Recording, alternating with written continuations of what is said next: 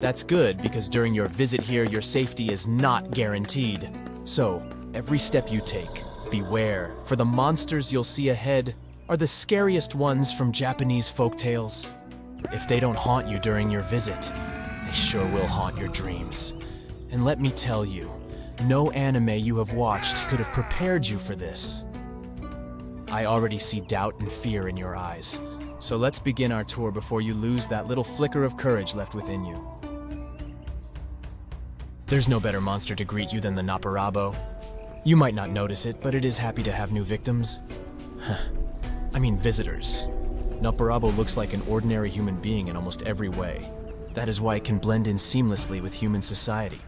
But things will quickly get uncanny once you meet face to face with it. You see, it has no face at all. Its head is like a blank orb. But here's the thing, Naparabo is quite harmless. It only frightens people, that's it. In legends and stories, it usually does that by impersonating someone familiar to its potential victims. And once it has their attention, it causes its features to disappear, almost as if erasing a pencil drawing. What is left is a blank, smooth sheet of skin with no eyes, nose, or mouth. So, as you might have imagined, its true identity and what it really looks like is unknown. One of the stories in which Naparabo appears is about a lazy fisherman. Despite his wife's warnings, he goes fishing from a sacred imperial koi pond. On his way there, he meets another fisherman who also warns him not to go there. Still, he ignores him. Once he arrives at the pond, a beautiful young woman begs him not to fish there. But he doesn't listen to her either. That is when she wipes off her face. When the fisherman runs home to hide with fear, his wife confronts him and criticizes him for his wrongdoing. Plot twist, only to wipe her face as well. Speaking of fish and ponds, let's move on to Cup Fa. Don't fall for their rather funny and mascot-like appearance. Cup Fa is a dangerous monster you wouldn't want to cross paths with. These creatures, which are often depicted as humanoid turtles, live in and around water bodies such as lakes, ponds, or rivers. Cup Fas are generally the size of a human child, yet they are physically stronger than a grown man. Their skin color can vary from different shades of green to bright red and even blue. In addition, they can either be slimy or covered in scales. As unique as each Cup Fa can be, they all have a turtle shell on their back and a mouth resembling a beak.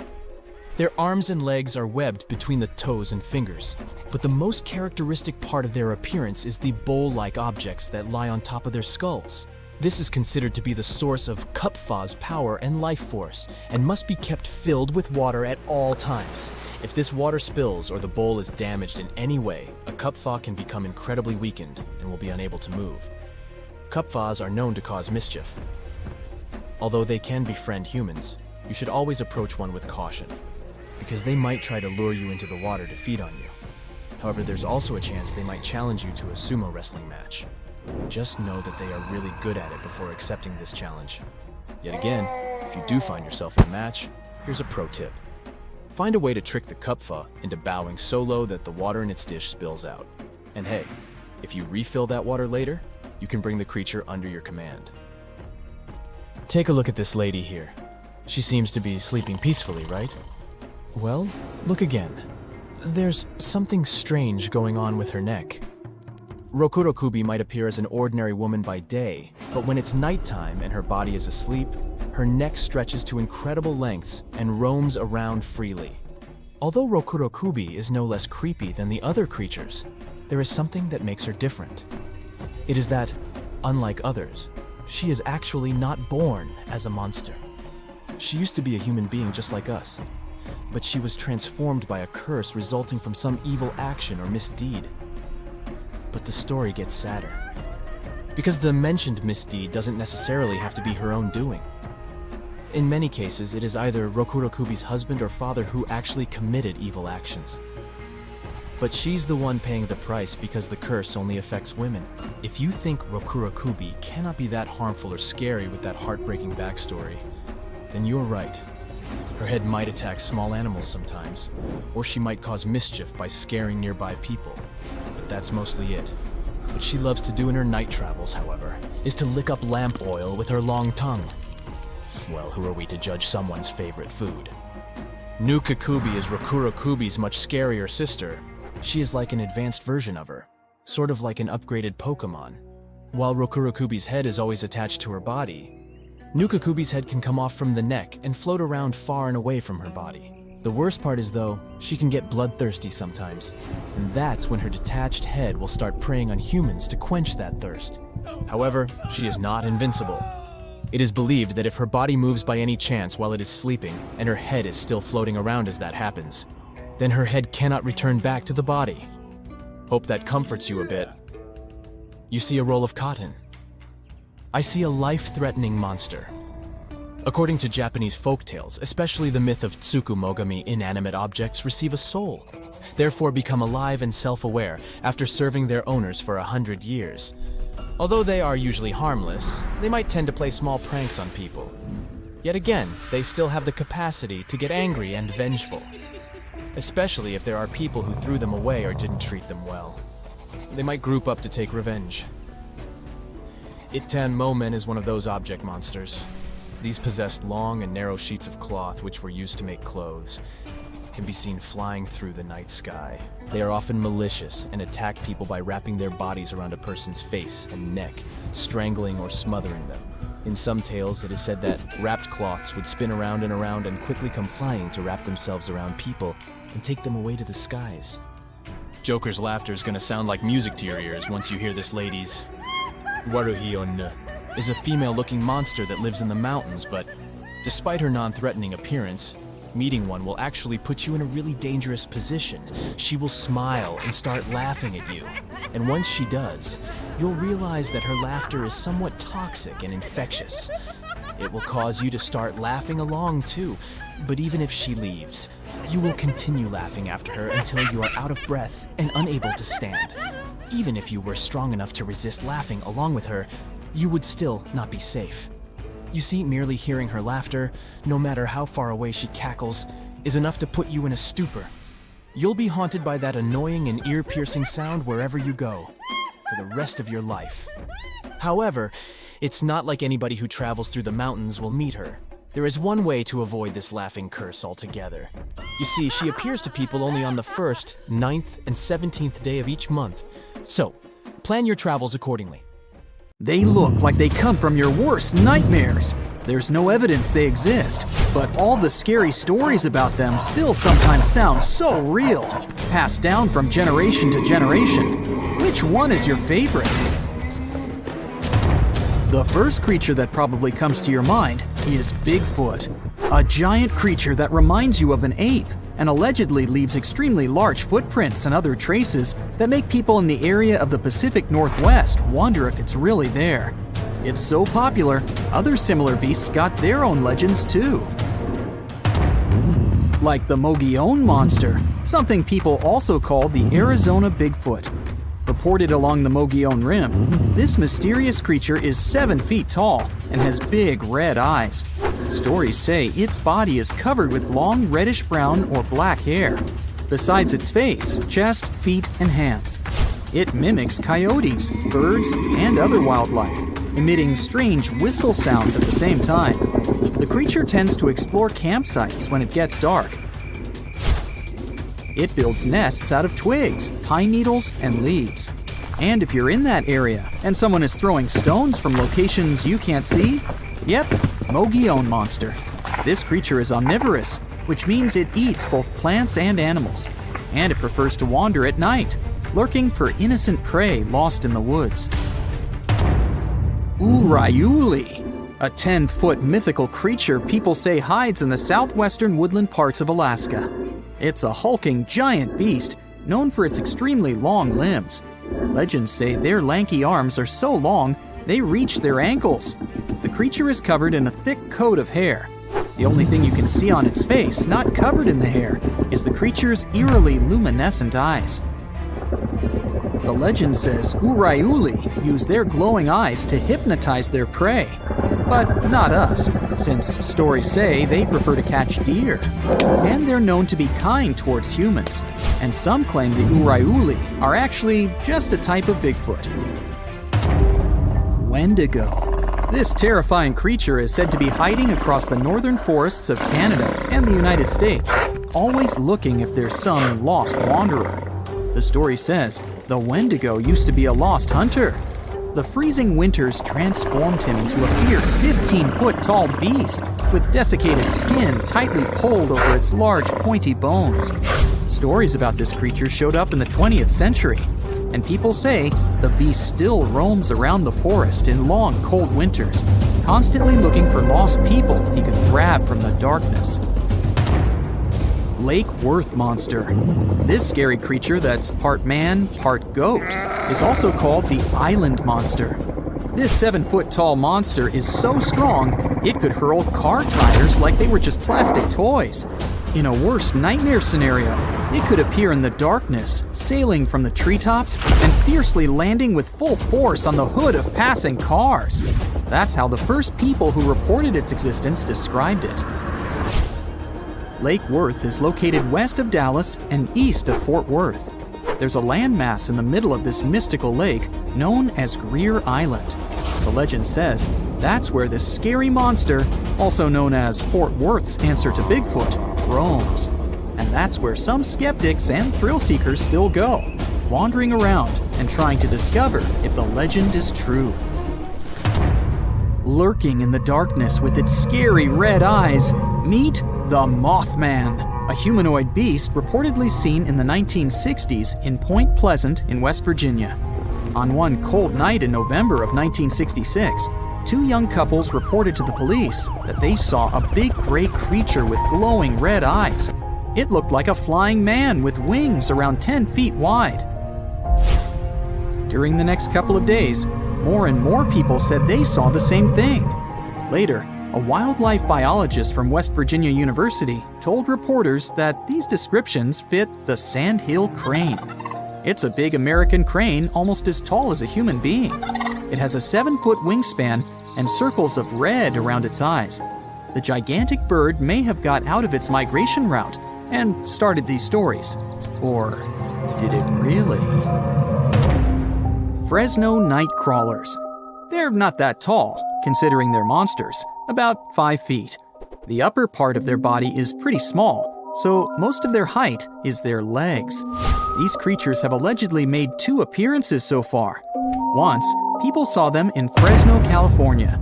In contrast, the other time was in Yosemite National Park in California. Both times they were in videos of poor quality, so it wasn't easy to find details of their upper body. But the creature is considered thin and white with no arms. At least, we can't see them. It also has pretty short and stilt-like feet. Have you heard of the Slide Rock Bolter? It's said to be hiding somewhere in the mountains of Colorado. To be precise, in Lizard Head Mountain, only a stone's throw southwest from Telluride. It's some sort of leviathan that lives on the land. This mountain whale carefully observes its surroundings with beady eyes while chilling atop Lizard Head. It hangs from the peak while its split, clawed tail faces its body downward. If anything steps into its territory, the beast lifts its malign fluke immediately and bolts down the mountainside.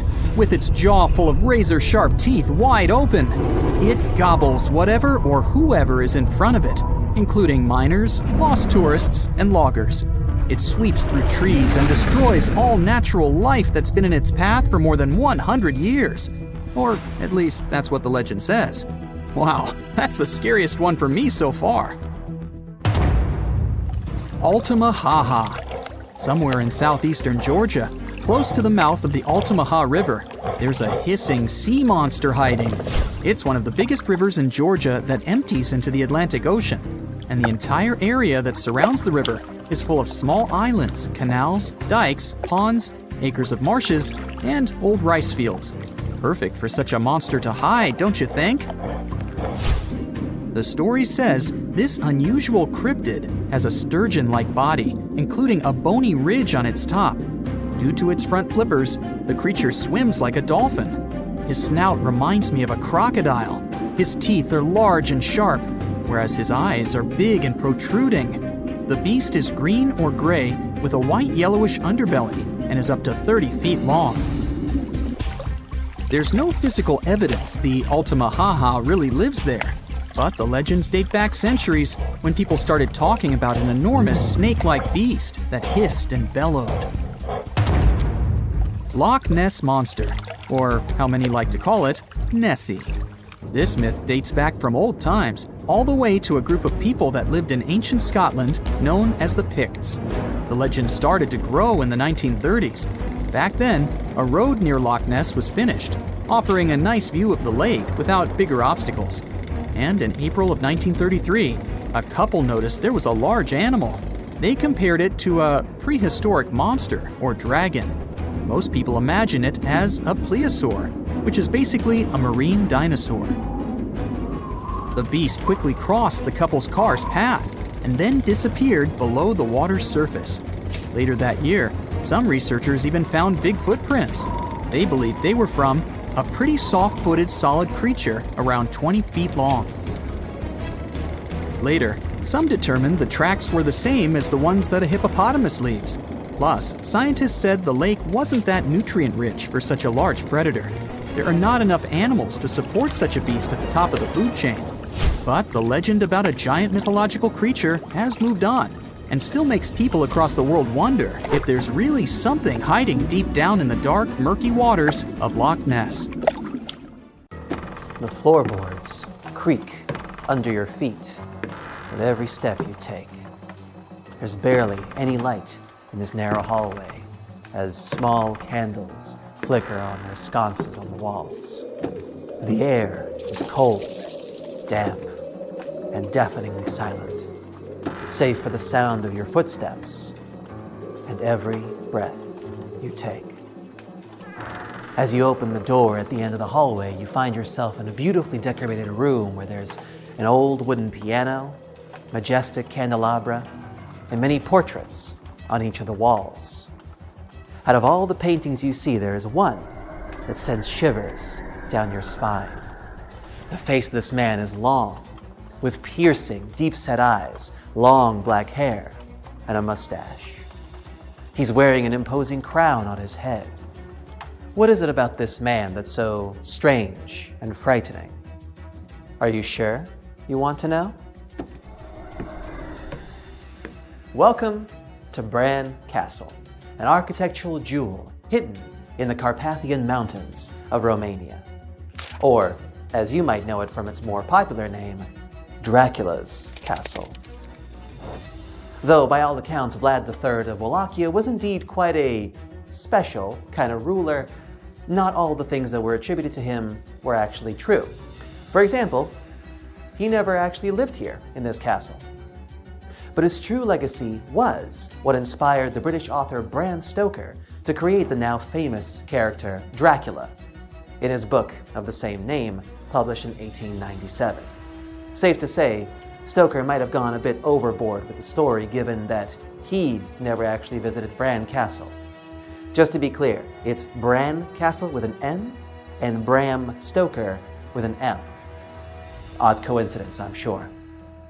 This building, however, remains to this day a source of intrigue and mystery for tourists, coming from all over the world to see intriguing things like a secret passageway that used to be hidden behind a fireplace.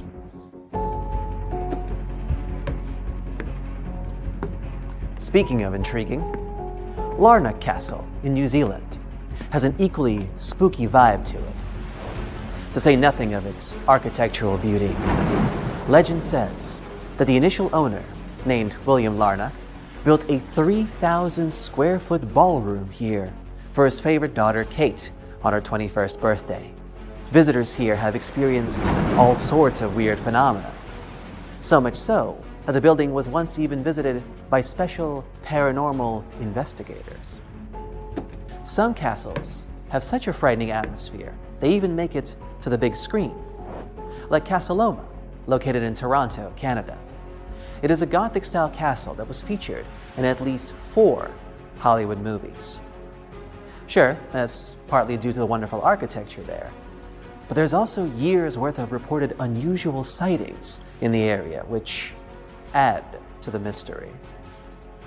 Berg Elz, a castle located in Germany that dates back to 1157, also made our list of enigmatic buildings. It has only a limited number of rooms that are available for the public, but out of all of them, there is one that generates a lot of buzz between tourists. It is the bedroom of Countess Agnes, who lived here in the 15th century. Her bed and part of her attire are still on display in the room. This castle has been used as an important landmark in various video games because of its particular style, which looks more like a fortress. Also in Germany, there's an interesting construction named Frankenstein Castle. That's right, it's the palace that inspired Mary Shelley's renowned novel of the same name. And more than that, a lot of Gothic and Romantic literature at the time. The name comes from the ancient Germanic tribe called the Franks, and Stein, which is German for stone, a common German naming convention. About an hour north of Prague, in the Czech Republic, there is a castle that's interesting, to say the least. It has no kitchen, no fortifications, and legend says that at the time that it was finished building, nobody wanted to live there. That's probably because Hauska Castle is built on top of a very large hole in the ground, which, according to legend, is bottomless. Maybe. Who knows? Japan has a mysterious castle of its own called Himei Castle that dates all the way back to the year 1333. It's one of the best remaining samples of feudal Japanese architecture, featuring many of its classic staples like its use of wood and multiple sliding doors. The castle is deeply connected to local folklore, specifically to the story of Okiku, a girl that was falsely accused of losing some valuable dishes and was punished for it, but now haunts the castle as a spirit seeking vengeance. The Castle of Good Hope in South Africa doesn't inspire a lot of hope in its visitors, despite its name, maybe because it supposedly features a bell that rings by itself? Or perhaps because lights there often switch on and off by themselves too. I guess we'll never know. Have you ever heard the Italian legend about a little girl with blue hair? Then you might have heard about the enticing Montebello Castle north of Milan. The story says her mother used to dye her hair with various herbs that gave that particular shade of blue to her hair. Because of her looks, she was nicknamed Azzurrina, as azzurro means light blue in Italian. It is also said that she wasn't allowed to ever leave the castle and was always under constant supervision of her parents and castle guards. Who knows? She might still be there to this day. Now, if you're looking to actually stay in one of these chilling castles, you may want to consider Castle Rell, located in the city of the same name in Poland. Since it's now being used as a hotel, it attracts a lot of tourists looking for that magical, regal experience. Just make sure to book a room as far away from the former dungeons as possible. Just saying. This one you've probably already heard of, and maybe even visited, since it's one of the most famous British landmarks, the Tower of London. Because throughout its history, which dates back to the 11th century, this construction was used for a lot of different things, from royal residencies to prisons, it is indeed associated with a lot of unusual happenings. One of the most notable stories is that of the famous Anne Boleyn, the second wife of Henry VIII, and mother of Elizabeth I. A tale of tragedy in the face of political intrigue. Coningsborough Castle in South Yorkshire is an equally impressive structure, sporting a beautiful view over South Yorkshire itself. Don't be fooled by the magnificent sightings, though, as many visitors have reported getting the feeling of strange gusts of wind blowing by them every now and then. For all you dog lovers out there, Norway has a castle especially for you. Akershus Castle was built around the year 1300, and its most fascinating story is that of a magical dog named Malkanezo that was said to have guarded the gates of the castle, so much so that people could hardly ever approach its grounds. This next one has to be one of the most beautiful castles in the world, and you've surely seen it in posters, on TV, and maybe even on Instagram. Mont Saint-Michel is located on an island off the coast of Normandy and was built in the 8th century. It's not only a masterpiece because of its location and architecture, but it's also an important symbol of French history. However, people don't just come here to marvel at its beauty.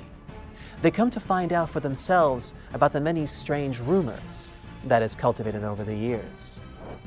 If you want to visit this one, though, it's a bit tricky. The whole structure is built on a shallow bay that floods with water in the high tide and recedes on the low. These tides alternate roughly once every 6 hours, so you need to plan your visit carefully if you don't want to end up stranded for hours.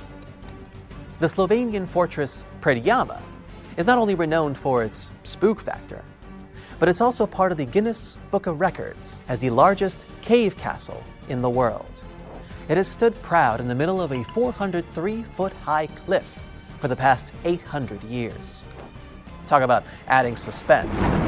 Apart from its obviously unique location, it's also famous for the various secret tunnels that were built to provide safe passage in and out of the castle.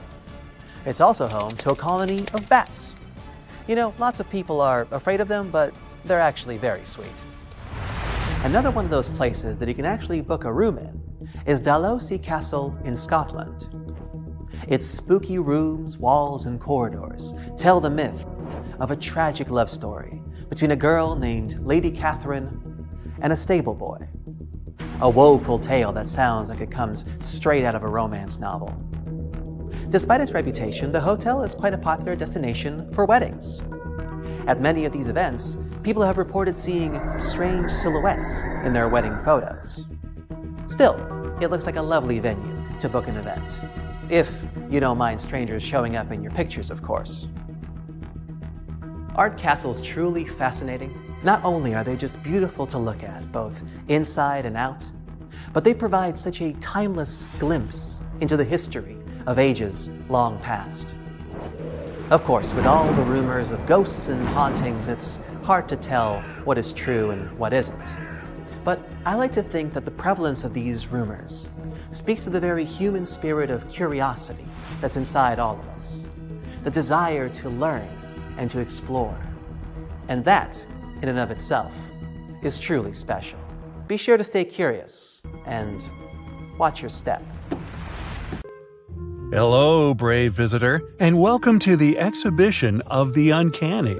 But beware, this is going to be one chilling experience for you. Even Sabrina the Witch couldn't handle these photos. Now, if you've got what it takes to jump into the tunnel of oddities, let's begin. The first photo will take you back to 1900s Belfast. It shows 15 females who were workers at a linen mill. If you calculate how many hands 15 people have, it makes 30, right? But take a good look at the photo, and you'll see there's an extra hand that doesn't belong to any of the ladies there. All the women are arranged in rows with their arms crossed over their chests and hands tucked underneath their arms. There is only one exception to that, and it's the lady in the second row with one hand on her hip and the other down by her side. That's one little rebel you got there. But the mysterious claw-like hand is neither hers nor does it belong to someone close to her. It's actually resting on the shoulder of a girl on the other side of the same row. And there's no one else who the hand could belong to. Even though it's a century old, the photograph first appeared on the internet on April 29, 2016. It was sent to one website by a woman named Linda, who identified the girl with the hand on her shoulder as her grandmother, Ellen Donnelly. But she never commented on who that hand might belong to. What's even weirder is that there's no evidence whatsoever that suggests that the photo was digitally altered. So where did this lonely hand come from? Photoshop didn't exist back then. But this doesn't mean photographers didn't have the necessary skills to edit their photos. Although it was not possible to add an extra hand to the photo, it was surely possible to remove any unwanted objects or people by simply cutting them out with scissors. Photographers would then draw what they wanted to be in the picture in pencil or charcoal. They could also combine multiple negatives to create a single image. There's one more answer to where the hand could have come from. Even though instantaneous photography had already existed in the 1900s, some photographers still use the long exposure technique to capture the moment. So it is possible that while the photo was being taken, the lady in the back initially placed her hands on Ellen and then decided to cross her arms, which makes this terrifying photo the result of long camera exposure. So you can ease your mind that it was not Thing, the hand that lived with the Addams family, that photobombed this picture. Now, in our second photo, you'll see a young lady holding a glowing apparition between her hands. It might also make it easy for you to believe that magic is real. But sorry to disappoint you, because that is not the Expelliarmus spell she's doing. The woman in the photo is French-born Martha Baron, who later changed her name to Eva Carrera. She lived between 1886 and 1943. She was a fraudulent medium. She claimed to have psychic abilities that allowed her to communicate with people who had passed over to the other side and make their spirits materialize during her seances. At the time, such lying mediums would follow a standard procedure during their seances. They would enter a closet installed in the room to pretend to concentrate. Then they could use their powers at full capacity to generate ectoplasm. When not used in the context of cell biology, ectoplasm is a term referring to an imaginary substance that would come out of the body of the medium. It then might take the shape of a face, a hand, or even the entire body of the person who's being called back to life. Eva Carrera was one of those dishonest mediums who would use chewed paper and cut out faces from magazines and newspapers to make fake ectoplasm. This photo of hers, taken in 1912 by German parapsychological researcher Albert von Schrenck-Nozick, shows her in action during one of such deceptive seances. But knowing the full story doesn't change the fact that this photo can make your hair stand on end. But what's even more unbelievable than the photo itself is the fact that she was able to convince big names like Sir Arthur Conan Doyle, the author of the Sherlock Holmes mystery series, that she was the real thing. But you'll be happy to know that she couldn't trick illusionist and escape artist Harry Houdini, who, unlike Sir Arthur Conan Doyle, thought her performances were nothing more than a magician's tricks.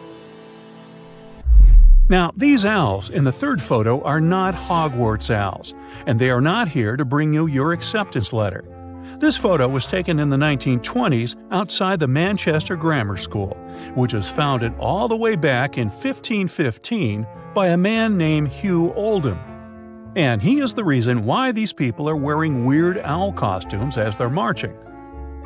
Hugh Oldum was born in Manchester. He wasn't a serious scholar, despite attending both Oxford and Cambridge universities. Well, the tuition was cheaper then.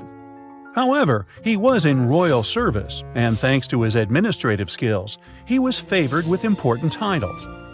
That is what actually helped him reach high positions and become a powerful and influential figure. And through his new duties, he was able to achieve great wealth, which he later used to fund the school. The motto of Oldham's school, which is written on its coat of arms, is the Latin phrase Sapere Aude, which loosely translates to "dare to be wise." To this day, the school still has that same motto, but the choice of the owl doesn't symbolize wisdom as you might think. The owl on the Manchester Grammar School's badge is carrying a banner with the word dome on it. If you read it as one would read emojis, you would arrive at Owldom, which is actually a reference to Hugh Oldum.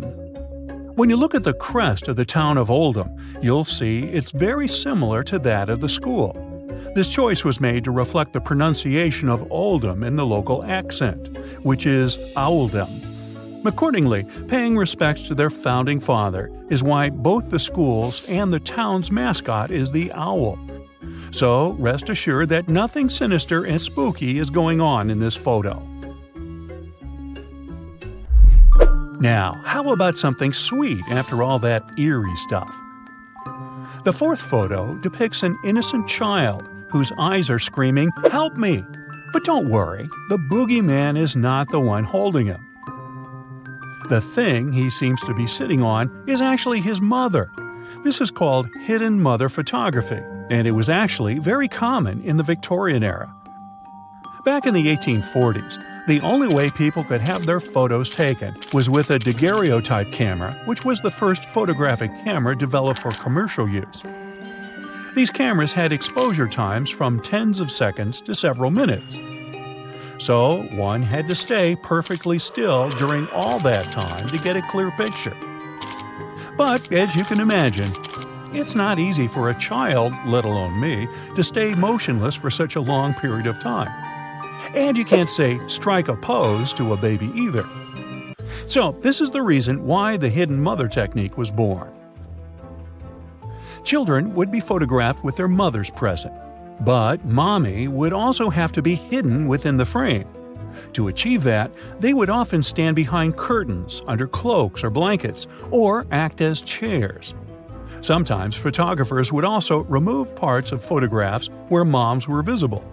Wow, the hardships mothers have to go through for their children. Boy, that hasn't changed. Some of the photos turned out quite well, but some of them ended up looking nightmarish. This practice continued to be used up until the 1920s. But as cameras became faster, there was no need for moms to hide anywhere. At least until photobombing became a thing. Alrighty, folks. Gather around and let me tell you about the Manananggal, a real charmer of a mythical creature from Filipino folklore. She's often described as a lady who likes to snack on sleeping pregnant women. But here's the twist. During the day, she's all dolled up and looking like a total babe. But come nightfall, she detaches her torso and spreads her massive bat-like wings to fly off into the darkness in search of her next victim. And she doesn't just stop at pregnant ladies. Nope. Sometimes she'll use her good looks to lead astray men and take them to her secret hiding spot where she'll feast on their heart, intestines, and other internal organs all night long. Yikes. If you're ever faced with a Manananggal and want to stop her from reattaching her body before sunrise, just sprinkle some salt, ash, or crushed garlic on the remaining half of her body. Easy peasy, right? So keep an eye out for this winged wonder and don't forget the garlic! Okay, so check this out. In German folklore, there's this crazy creature called an Alp. Basically, it's like a vampire, mixed with an incubus. And it wears this dope hat called a Tarncap that gives it all kinds of powers. This dude is all about preying on women at night by messing with their dreams. Oh, and it's into breast milk and sucking the blood of men and kids. The Alp can shapeshift into all kinds of stuff, like cats, pigs, dogs, snakes, and even butterflies. And it's got this evil eye that can totally mess you up with bad luck or sickness. But don't worry, you can protect yourself by hiding a broomstick under your pillow, pointing your shoes towards the door, hanging iron horseshoes from the bedpost, or putting a mirror on your chest. And if all else fails, just leave the lights on all night and shove a lemon in its mouth if you catch it napping during the day. Meet the Pontia Knck, a spooky ghost from Malay mythology. Legend has it that she was a woman who passed away while giving birth, and now she's out for revenge. She's not your average ghost either. She's got long black hair, sharp fingernails, and a blood-smeared white dress. But watch out, because she's also a master of disguise. She can transform into a beautiful woman to lure in her prey before ripping out their insides. If you're ever out at night and hear the cries of babies or feminine laughter, beware. That could be the Pontia Knck coming to get you. And if the sounds are quiet, she might be right around the corner. So keep your wits about you, and don't fall for any too-good-to-be-true ladies. Hey, did you know that according to Irish legend, every family has their very own Banshee? This Banshee lady is supposed to let out a piercing wail or shout when someone in the family is about to kick the bucket. Talk about a not-so-subtle warning, but don't let her eerie cry trick you. This Banshee lady is said to be drop-dead gorgeous with long flowing locks and crimson eyes from all her crying. She's also known for wearing a gray shawl over her green threads. Fashionable and spooky? We're into it. Some people even say that this Banshee can transform into a sweet-singing young lady who foretells the doom of the family. Yikes. And if that's not enough to give you goosebumps, she's also been spotted hunched over in the woods, crying her eyes out at night. Sounds like a real party animal, doesn't she? So next time you hear a blood-curdling scream in the middle of the night, just remember, it might just be your friendly neighborhood Banshee giving you a heads up. Now let me tell you about the Kalo Pilo. These creatures are like the boogeyman of the Arctic. They live near the ice floes and are known for snatching up kids who get too close to the water. But don't worry, it's just a myth to keep children safe. Now, the appearance of these critters varies from story to story, but they all have some things in common. They've got slimy green skin, long hair, and long fingernails. Their hands are webbed like a fish, and they wear these fancy parkas made out of eider duck feathers. Oh, and watch out for their flippers. One of them can emit a sound that'll paralyze you. But don't fret, you can outsmart them. Some clever Inuit hunters figured out that if they asked the Kalo Pilo to shapeshift into a seal or whale, they could easily finish it and bring home a tasty catch. Yum!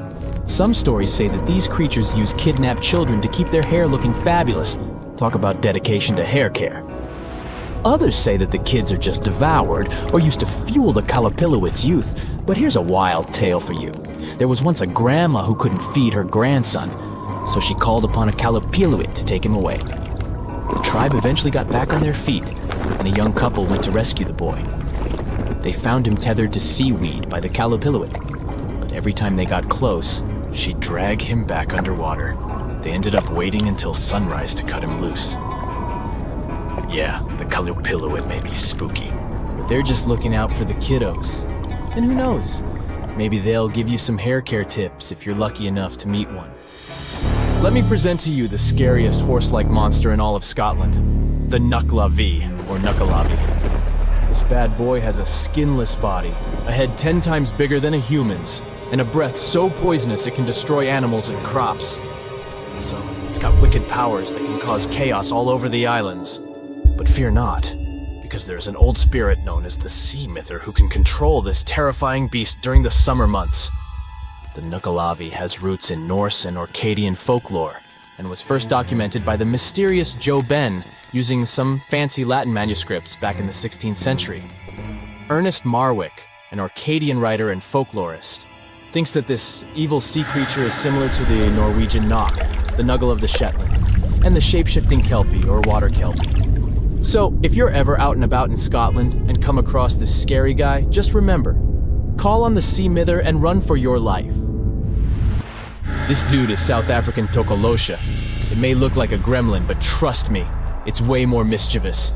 Apparently, witches and shamans can summon them with their magical powers, but there are ways to keep these troublemakers in check. One way is to give them some curdled milk. Apparently it's their favorite. And trim their hair so they can see. If that doesn't work, you can call in a witch doctor to use some good old-fashioned magic to exorcise them away. Now, according to South African folklore, these Tokoloshes are mostly invisible and can suck on a stone to stay that way. So, if you want to keep them away from your home, scatter some special blessed salts, aka Tokolosha salts, along your door frames and windowsills. Or if you're feeling extra cautious, put some bricks under your bed's legs. Better safe than sorry, right? Have you heard of the Chimera? She's a total monster, literally. This fire-breathing female hybrid is made up of all sorts of animal parts. Think lion-like body, goat-like head, and a tail that ends in a snake's head. According to Greek mythology, the Chimera is the child of Typhon and Echidna, and her sisters are Cerberus and Lernaean Hydra. Sounds like a family reunion, huh? But don't worry, our hero Bellerophon was up for the challenge. The king of Lycia sent him on a mission to defeat the fearsome Chimera, and Bellerophon was the greatest hero monsters were scared of. The Chimera was no match for Bellerophon and his trusty Pegasus. Even though the king was secretly hoping the Chimera would take out Bellerophon instead, in the end, justice prevailed, and the Chimera was defeated. Well, that's it for today. Imagine dark labyrinths, deep, deep underground. They're full of hidden dangers and unexpected discoveries. Get your flashlight, and let me take you on a tour of the spookiest caves of all time. And the first destination on our list is Cathedral Caverns in Alabama. Originally, this place was called Bat Cave, but it was later renamed because of what it looks like. As you approach it, you can't help but notice its huge entrance, measuring 126 feet wide and 25 feet high. But this grand entrance is just the beginning. Inside the cave, there are some of the most beautiful formations nature has ever created. One of the most famous of them is probably Goliath, a giant 45 feet tall stalagmite with a circumference of 243 feet. Other amazing sights you might want to visit include a caveman balancing on top of a flowstone wall, a frozen waterfall, and a forest of tall stalagmites. You're probably curious, how did such an exciting place make it onto the list of the scariest caves out there? The thing is, the sheer size of the cave is still unknown, and only about 2 miles of it are mapped and open to the public. But the cave can and does show its dangerous side from time to time. For example, the directors of the 1984 sci-fi movie What Waits Below filmed a lot of scenes in Cathedral Caverns. But during the shooting, 17 cast and crew members got carbon monoxide poisoning and had to be immediately taken to a hospital, barely avoiding serious consequences. But let's move further to Moaning Cavern in California. What makes it particularly creepy is the bizarre breathing sound. It's produced by water dripping through bottle-like openings at the base of the cave. If a person who's unaware of the nature of this breathing comes close, this ominous respiration might cause them to steer clear of the place. On the other hand, these moaning sounds might have evoked curiosity in some adventurous souls, and usually it didn't end well. Researchers have found the remains of more than 100 prehistoric people who fell down the cave's 410-foot chasm around 13,000 years ago. These days, you can go on a tour around the cave, but no deeper than 165 feet into the vertical opening. If you're feeling particularly bold, you can rappel down. But you'll still have to exit using a Gothic-looking wrought iron staircase. Be careful not to slip. It's a long way down. The next cave we'll visit is ominously called Hellhole. You can find it in West Virginia. It's notorious enough to inspire a few horror movies. Despite its name, the place is chilly, but no less creepy for this discrepancy. The average temperature inside the cave is 47 degrees Fahrenheit, which makes it the perfect home for a large variety of bats and other rare cave-dwelling inhabitants. In fact, in the winter, the cave accommodates about half of the world's population of Virginia big-eared bats. These are critically endangered and highly vulnerable creatures. But it won't stop a chill from running down your spine once you see a cloud of 20,000 squeaking, wing-fluttering bats. Bell Witch Cave is a relatively small formation located in Tennessee. And despite its innocent appearance, it serves as the focal point for an equally fantastic and terrifying story. According to the legend, in the early part of the 19th century, the farmer and his family suffered from the mischief of a ghost. It made a lot of noise at night, ripped sheets from beds, and even physically attacked the farmer and some of his family members. Eventually, the farmer passed away, and a vial with unknown black liquid was found next to him. Some people believed that the ghost had somehow poisoned him. Soon after that, the spirit left the farmer's family alone. Locals were sure the ghost had returned to a cave near the farm. They also believed the mystical creature promised to return when the time was right. Even today, local inhabitants report strange occurrences happening around the cave. They swear they are linked to the ghost once taunting the farmer's family. I bet that no matter how skeptical you are, the cave will make your skin crawl. And this is Wind Cave in South Dakota. At first glance, it might seem that there's nothing super scary about this cavern. No roiling mass of bats, no ancient remains or toxic gases. but the cave is home to a blood-chilling and very rare geological feature. Nowhere else in the world will you find a more extensive network of boxwork calcite. How did Wind Cave create the perfect conditions for the boxwork remains? It's still a mystery, but what you do notice is that this boxwork resembles a massive spider web a bit too much for comfort. Even though it's just a geological anomaly, it's hard to look at the boxwork and not imagine tons of cave spiders skittering along those thin strands of hardened minerals. Now, let me take you to a place that seems to be out of this world. There's nothing mysterious or dangerous about this place, but it's kinda unique. Life inside this cave has been isolated from the outside world for about 5.5 million years. And it does show. See for yourself. Because of such long isolation, the conditions inside Mobile Cave are like nowhere else in the world. Despite a severe lack of sunlight inside the cave and the toxicity of the air, a unique ecosystem is flourishing there. The cave is located a few miles west of the Black Sea in Romania, and it was first found in 1986. These days, you can only visit it if you have special permission.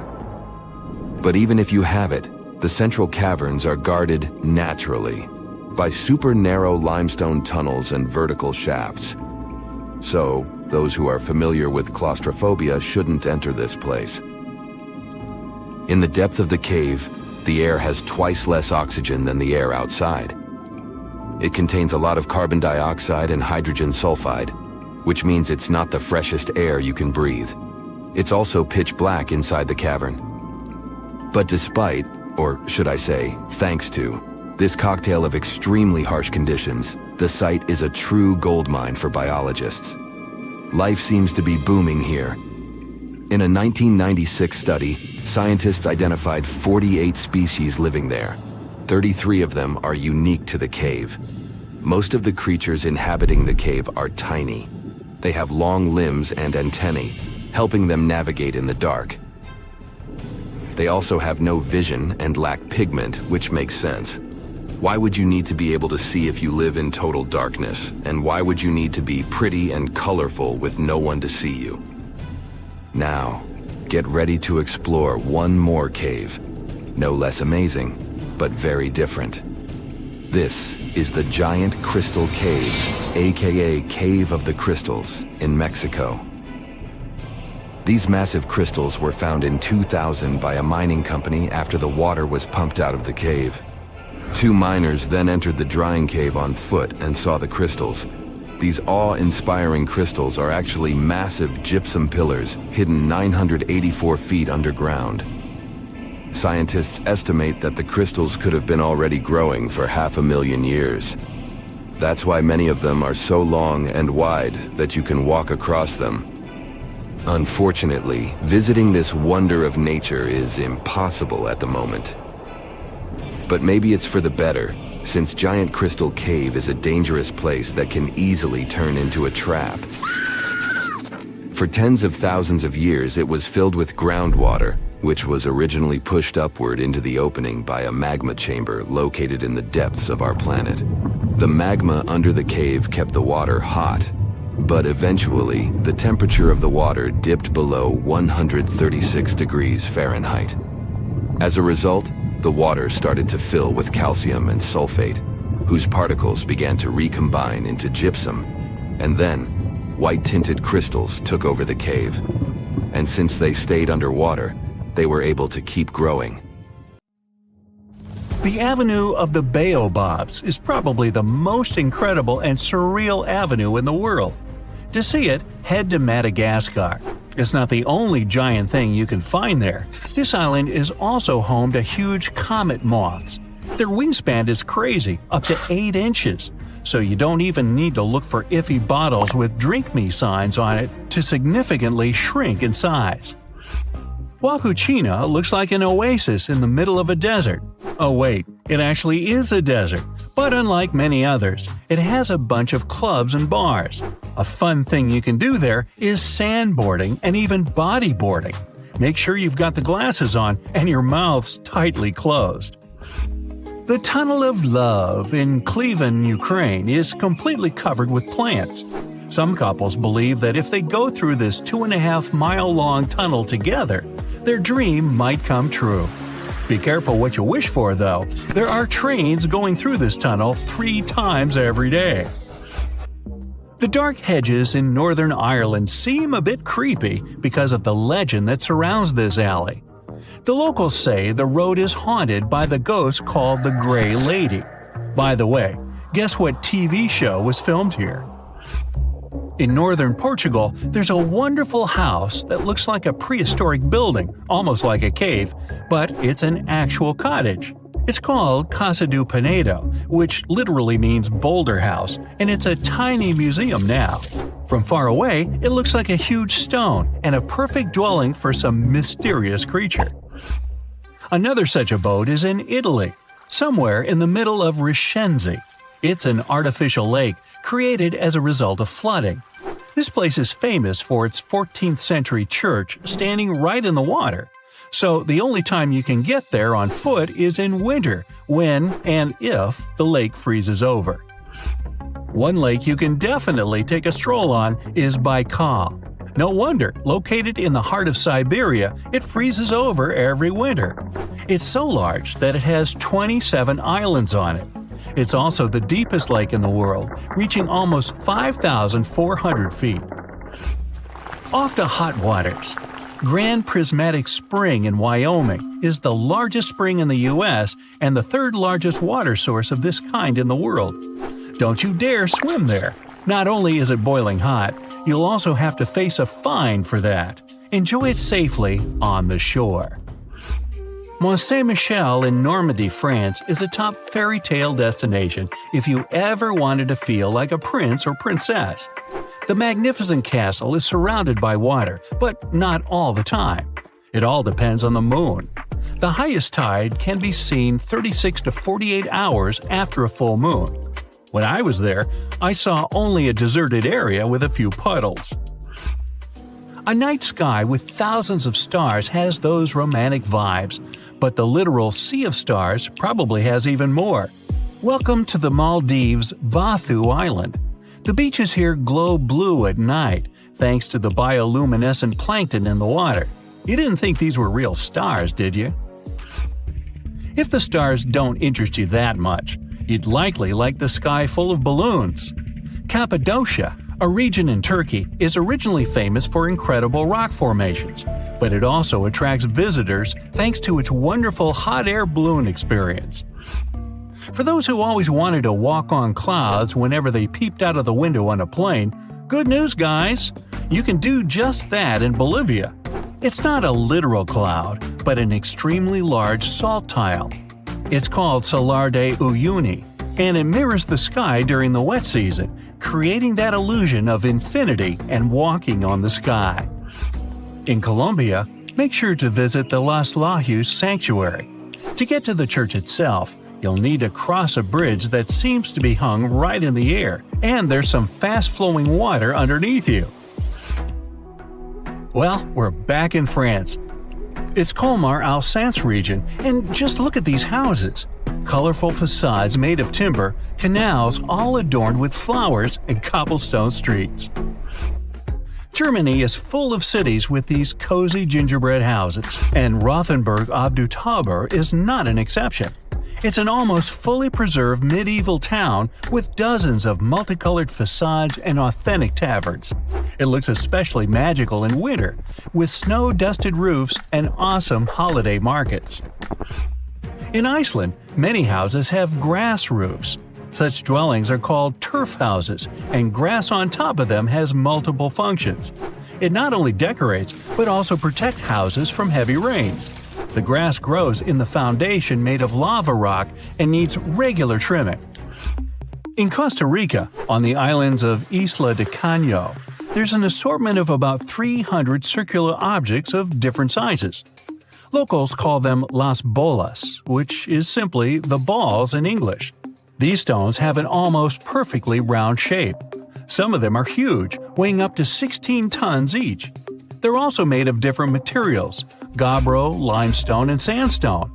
They're considered to have been put in lines in front of the chief's houses. Nobody knows for sure where those balls came from, but some myths claim they originated from Atlantis. A place called Angel Fall speaks for itself. It does look idyllic. It's the world's tallest uninterrupted waterfall, many times taller than Niagara Falls. The water falls in cascades, and much of it evaporates on its way down, which creates an illusion of those beautiful clouds. If you're into dazzling shine, try visiting the Grand Crystal Cave in Mexico. You can only do so under professional supervision, but it's definitely worth it. Chances are you've never seen a crystal twice your body size. In Morocco, there's a town called Chefchaouen in which the prevalent color is sky blue. Not azure, not cornflower blue, and not turquoise. Most dwellings there are painted the most beautiful shade of blue you've ever seen. The place is not easily accessible. It's located in the Rif Mountains. One more sky blue place is Santorini, which is probably a bit more easily accessible. The dwellings are painted white, but almost all the roofs are of a vibrant blue shade. The white paint is to keep the heat away and make sure you've got the most Instagrammable location. In Slovenia, don't forget to visit one of the world's most spectacular spots, Lake Bled. The color is truly aquamarine. Nope, it's not photoshopped. Right in the middle of the lake, there's a cliff which is actually a small island. There's a castle and a couple of other dwellings too. To sweeten the trip even more, try a piece of bled cream cake baked with a secret recipe. When you first see a photo of Moraine Lake in Canada, you'll probably believe it's either photoshopped or painted by a professional artist. But this place is real, combining a myriad of blue shades that feel so idyllic you don't want to ever leave here. Bagan, the mysterious land located in Myanmar, has all the ingredients to be a truly out-of-the-fairy-tale spot. You can enjoy all the exotic vegetation, misty mountain landscape, and numerous temples riding a bike, or you can see it from a hot air balloon. The Philippines have a bunch of things to see, but there's definitely something special about local beaches. If you ever go there, the hidden beach in the El Nido itinerary is the perfect place to enjoy some solitude. The beach is securely protected from boats and unwanted weather conditions by limestone coves. In the Italian region of Liguria, there's dozens of precious beaches you'll never forget. Bay of Poets in Porto Venere is one of them. The beach is located right on the cliff, and there's also underwater caves you can swim into. It's called Bay of Poets because the legend says Byron got inspired there, swimming across the bay in search of his muse, which he eventually found. The area Cinque Terre is in Liguria too, and is really close, so if you always wanted to see those Italian cliffs and sea wallpaper in real life, head there. The legend has it that seamen would paint their houses bright colors to find the way home easier. The Isle of Skye, Scotland, could be a perfect decoration for some historical TV show about proud knights and their maidens. There are also probably some fairies in the fairy pools in Fairy Glen. The must-see here is the Old Man of Storr, a hill that combines rocky and steep sides. There are no legends or anything, but it's one of the most inspiring and photographed areas on our planet. At first sight, if you take a look at it from the land, it'll seem just a stone bridge. But its main secret is to look at it from the water. The bridge reflection forms a perfect circle that looks like some sort of a portal to a hidden underwater world. It's located in Saxony and is just a short drive from Berlin or Dresden. Wow, you're heating up some instant noodles when suddenly you hear something outside. You ignore it for a while, but the ruckus gets louder, and then a large bang. You start and head outside with a flashlight. You notice your trash can toppled over and some discarded food scattered all over the ground. Since you're near a forest, chances are some curious and hungry raccoons have been rummaging through your trash looking for dinner. You put the trash can in place and head back inside. And oops, your instant noodles are no good anymore. They're overcooked. It's finally time to hit the sack. You head upstairs, burrow into your thick blankets, and turn off the lights.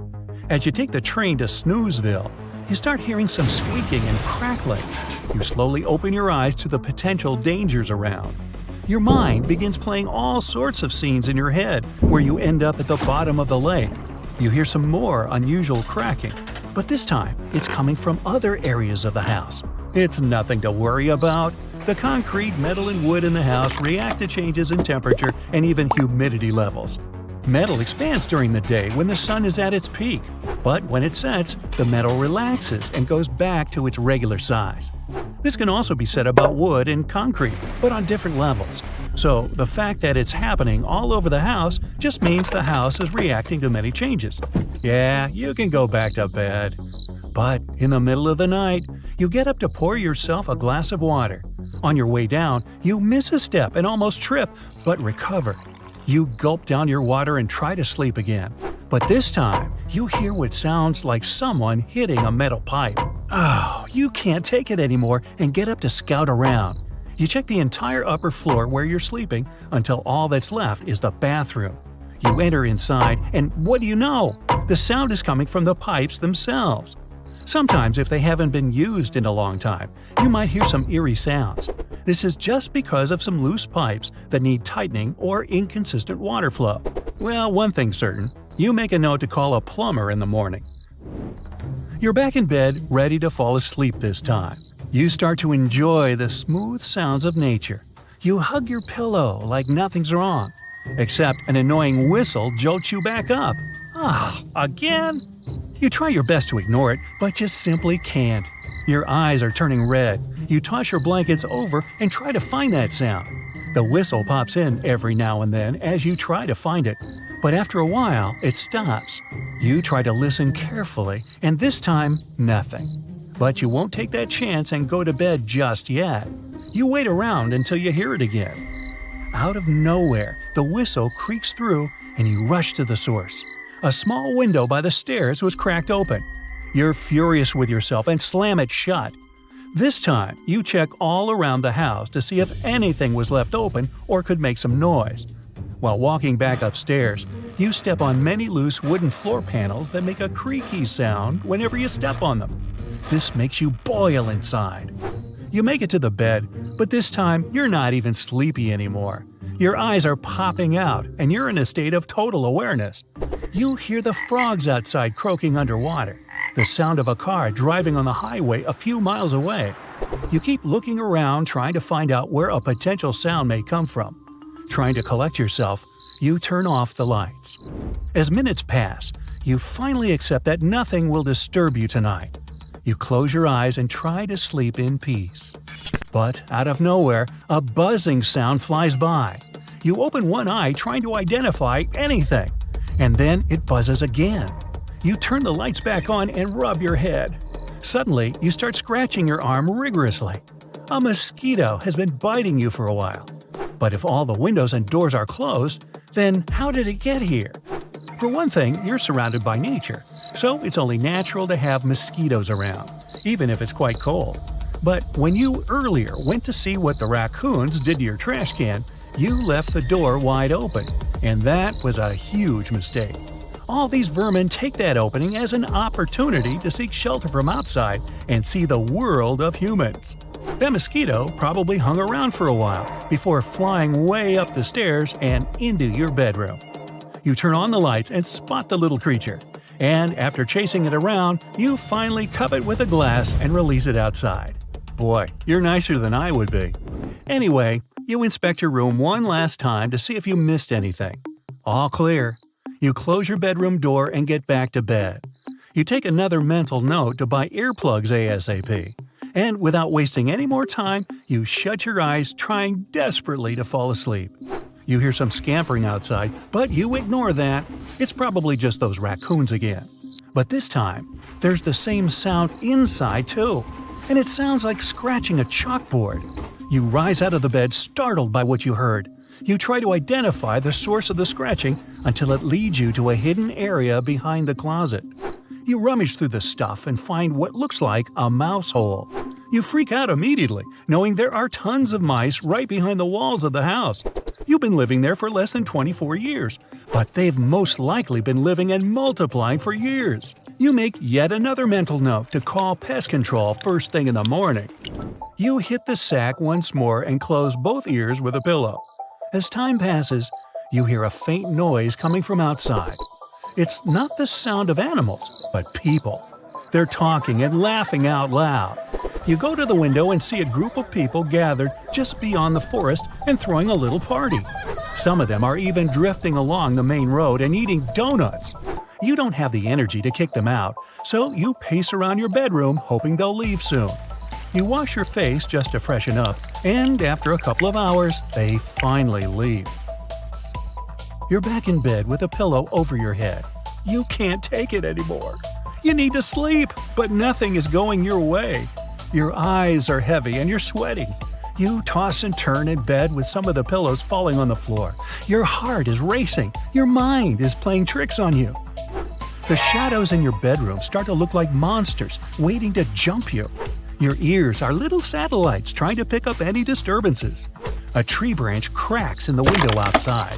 You imagine someone climbing the tree, ready to break into your house at any second. Water drips from the faucet irregularly, making you think some horrifying creature is lurking in the pipes of your house. You can't help but stay awake for the time being, while all these scary scenes play in your head. What if someone just barged in your room and demanded all of your cash? What if someone broke in and started eating all the food in your fridge? You turn on the lights and head downstairs to double-check if all the doors and windows are locked. After that, you go back upstairs with a clear head. At least you can put some of those thoughts to rest. You fix your bed and try, once again, to close your eyes and fall asleep. You start counting sheep, but it doesn't do anything except distract you. You just see all those mental notes jumping over the fence. You're back to square one. You look outside and see the first signs of dawn. You can see the details of the forest, and then after a while, the sun rays shine right through the curtain and begin to strike your eyes. Great. You get up and head downstairs to try to cook up some breakfast, knowing it's going to be a long day. Picture a ghost town. Abandoned buildings covered in graffiti, rusting remains of cars, cracks in the roads. And now add to that a thick blanket of black smoke coming from under the ground. And the ground itself is hot to the touch. You're entering Centralia, Pennsylvania.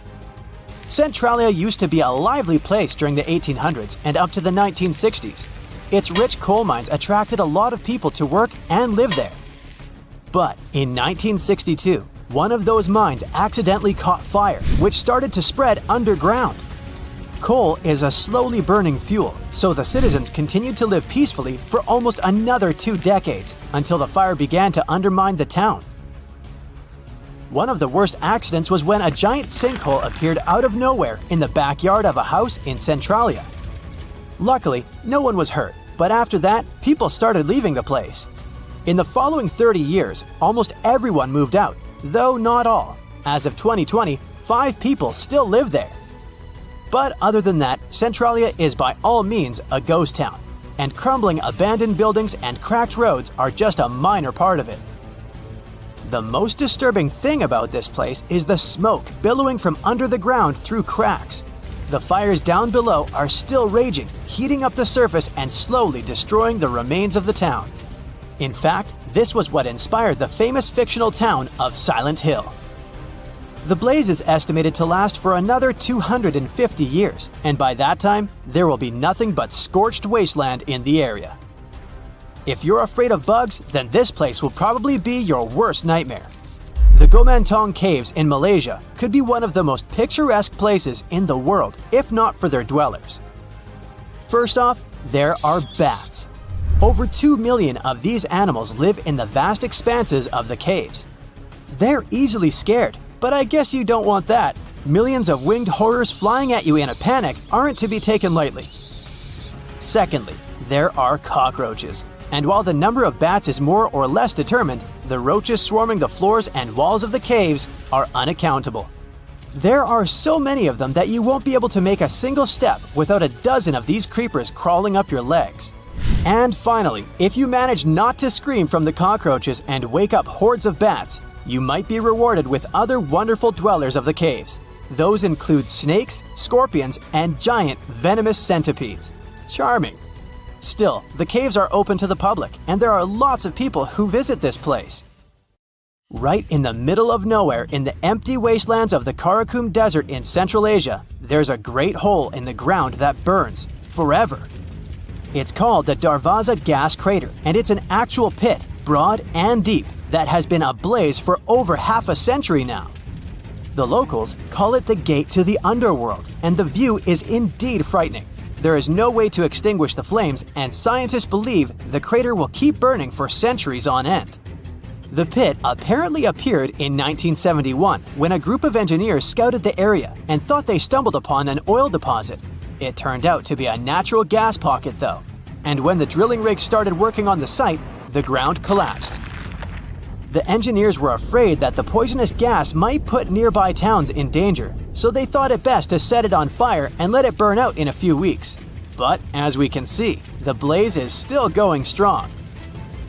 The crater has since become a popular tourist attraction, but despite that, it still poses some danger, so efforts are being made to finally extinguish the gates of the underworld.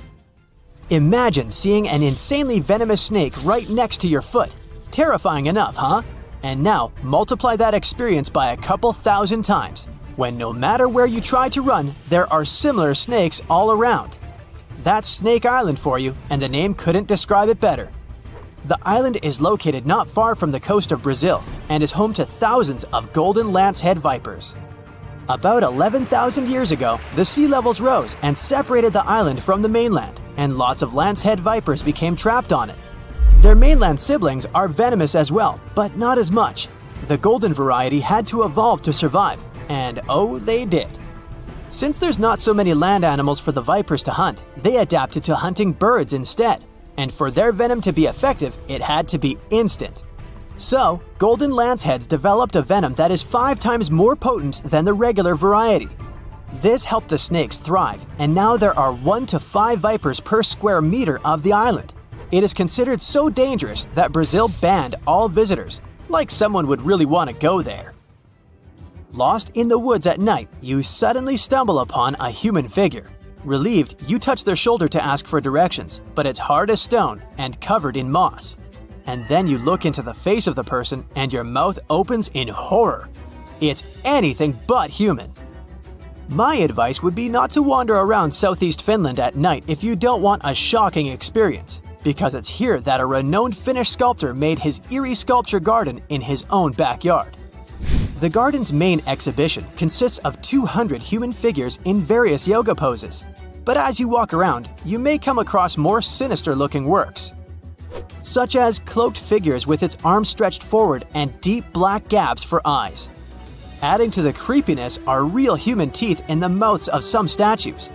The garden itself appeared because the sculptor was a recluse and didn't want to leave his home, and when asked to lend some of his sculptures to museums, he would say he needed to ask them if they wanted to. It seems they never did, though. Creepy statues are eerie enough, but how about creepy dolls? If you ever find yourself in Japan and want to give yourself some chills down the spine, make sure to visit Nagoro. It's a tiny village in the south of the country.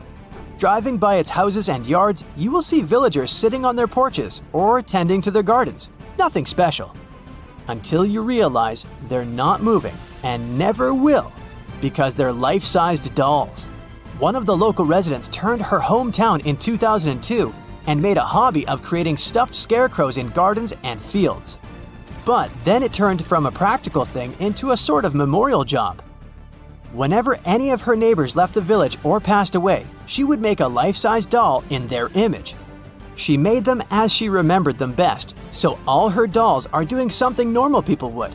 They're sitting, standing, lying on the ground, and there are even full classrooms of dolls in the local school. But probably the eeriest thing about this installation is that the human population of Nagoro is less than 30 people, and the scarecrows outnumber the living dwellers more than 10 to 1. There are over 350 dolls in the village now. As their maker remembers, there were around 300 people living in Nagoro when she was a child, and now, for 20 years, she has been commemorating all of them. About 3,000 visitors come to Nagoro every year, and many of them return in the following years as well. The village is pretty hard to reach because it's located on one of the less traveled islands of Japan, and the nearest train station is an hour away. But that doesn't stop the tourists who want to see the wonderfully creepy scarecrows with their own eyes. The Kraken is a colossal squid, a legendary sea monster, the biggest hunk of calamari you ever saw. And if this monster had existed, the world would have changed beyond recognition. The Kraken has powerful tentacles, solid muscles with suckers at the end. They're just impossible to escape. The Kraken can break a ship in half or just pull it down into the depths. But the worst thing about the Kraken is its size. According to old sailor stories, the Kraken reached 5,000 feet in length. That's almost 10 soccer fields. Hey, maybe the Kraken could play soccer. The Kraken legend said the monster was so giant that sailors mistook it for a small island. In past centuries, it would have been impossible to defeat such a beast. If the Kraken existed in reality, it might have had offspring. Yeah, in all the world's oceans, there would be giant monsters that could sink any ship. It's unlikely that the Kraken would have competitors in its habitat, so its population would grow strongly. Since the Kraken is enormous, it would need lots of food, so the population of other large sea animals would fall significantly. Blue whales, great white sharks, other giant squids, all the big sea creatures would be endangered. Many people are starving because of the reduction of large fish in the ocean. Urban economies that rely on fishing will be in decline. Prices for small fish around the world are getting more expensive because it's unsafe to fish. To defeat the Kraken, you need powerful weapons, but the monster is tough to catch.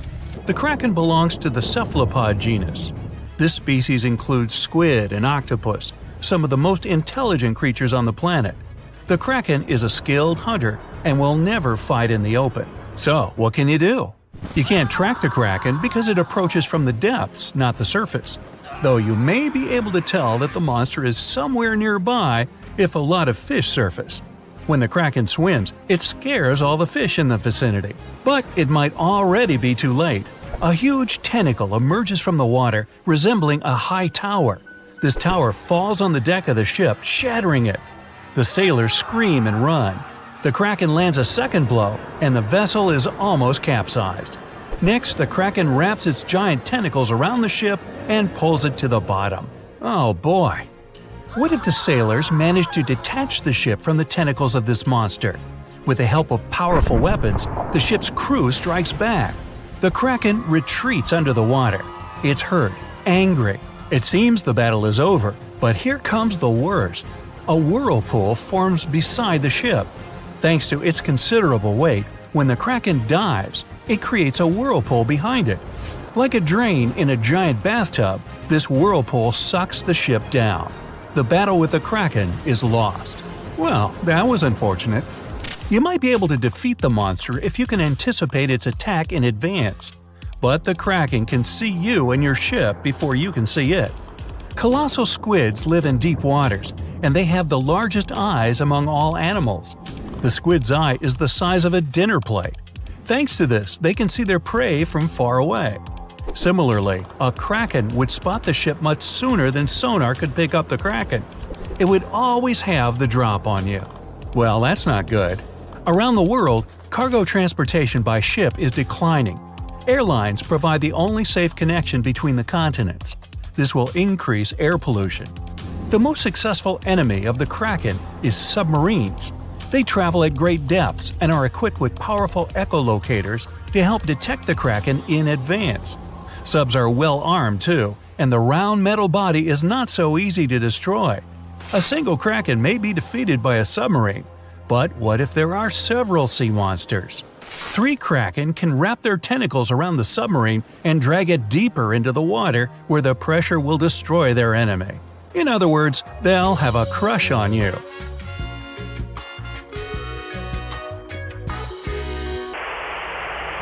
The existence of the Kraken will have dramatically changed the development of many countries. What if Christopher Columbus, on his famous journey, noticed an island that he thought was the New World? He approaches it, but tentacles emerge from the island and sink Columbus's ship. The colonization of North America is delayed, maybe until airplanes are invented, and the first crewed flight wasn't until the 20th century. There would be no Hollywood, there would be no hamburgers, no famous American music playing. There wouldn't be YouTube, which means you wouldn't be watching this video right now. Worst of all, the internet wouldn't exist either. And all this because of one stupid monster squid. The Vikings wouldn't sail on their long ships to raid and settle foreign territories. The history of Norway, Sweden, Finland, and other Nordic countries would have changed drastically. Hey, maybe the Titanic wouldn't have hit an iceberg, but a giant sea monster instead. Though it's unlikely that people would take trips on huge ocean liners in a world where the Kraken exists. Maybe, though, the Kraken isn't all that aggressive. Still, they need a lot of food, and because of the growing population of these monsters, there will be much less food in the ocean. Therefore, the Kraken will increasingly come to the surface for hunting. In the future, the Kraken will migrate closer to the shore. In many countries, people then are not allowed to swim in the ocean. Imagine floating on the waves and a monster the size of a skyscraper is swimming right below you. Relaxing at sea and on the beach will no longer be popular. Many countries that live off tourism become impoverished.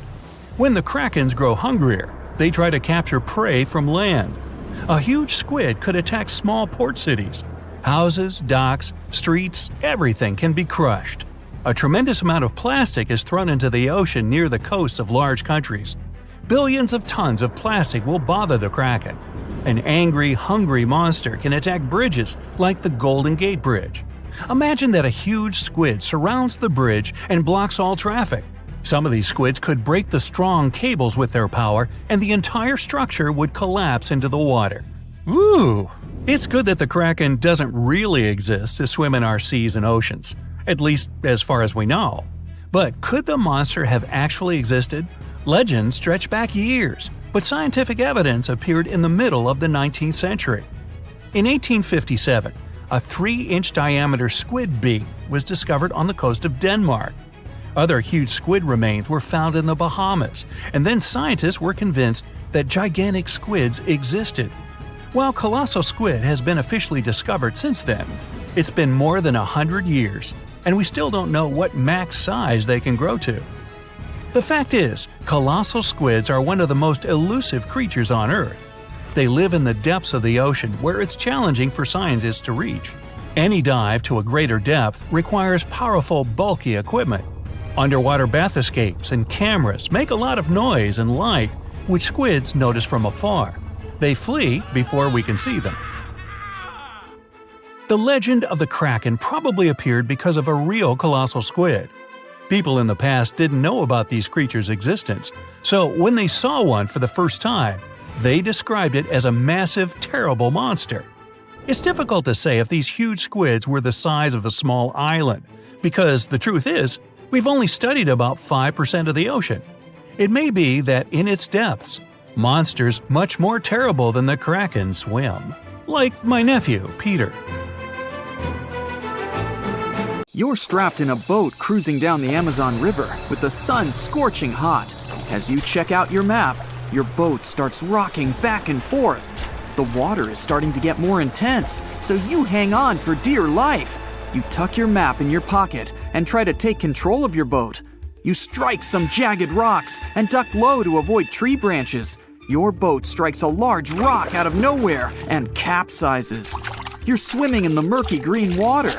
While you're trying your best to get ashore, your boat gets washed away.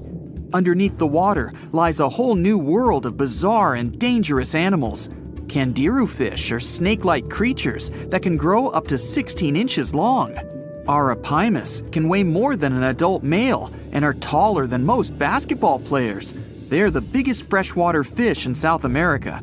They have a hybrid gill system that forces them to pop up to the surface every 5 to 15 minutes to breathe in oxygen for their large swim bladder. You swim out of the raging water and dry yourself off. Oh no, your map is completely soaked. There's no way you can get to your destination without it. You venture into the thick rainforest, shoving the branches and leaves away. As you get deeper, you notice something on a tree. It's barely moving, but it's got sharp claws and a raggedy coat. It stretches its arm to another branch and tries to pull itself up, ever so slowly.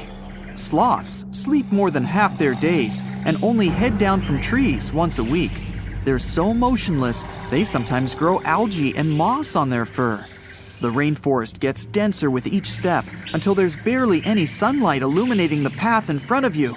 You notice a figure following you. With every branch you step on, you can hear a faint sound right next to you creeping around. You start walking a bit faster, and the sound catches up with you. You make it out of the dense part and tread along a narrow path until you reach a cliff. You can't walk normally here, so you pin against the wall and walk sideways to cross the hills. You slowly move across with the river 30 feet below you. You move your right foot, and some rocks fall into the river. You keep going and misstep. You're about to fall, but you hold on to a large tree branch and pull yourself up. You notice a couple of colorful poison frogs inches away from your fingers. Touching any of these frogs can be extremely dangerous and harmful, despite their amazing color patterns. The golden poison frog is one of the most poisonous animals in the world. One of them hops right next to you, so you let go of the branch and fall back in the river. The river is washing you down until you reach a calm current. Underneath you is a swarm of piranhas swimming with their sharp teeth. The red color on their skin is unmistakable, so you swim off like an Olympic athlete. Piranhas will eat anything that gets in their way, no matter the size. You grip onto a log and climb up a small rock to catch your breath. There's a huge electric eel underneath the rock. Despite their name, they're more related to catfish than eels. They use their powerful 600 volts of electricity to defend themselves and catch food. You're stuck, unless you're like the common basilisk that can run on the water like a jet ski. These incredible lizards have special webbing on their toes and can run the distance of a basketball court. You hop on a bunch of rocks until you reach the land.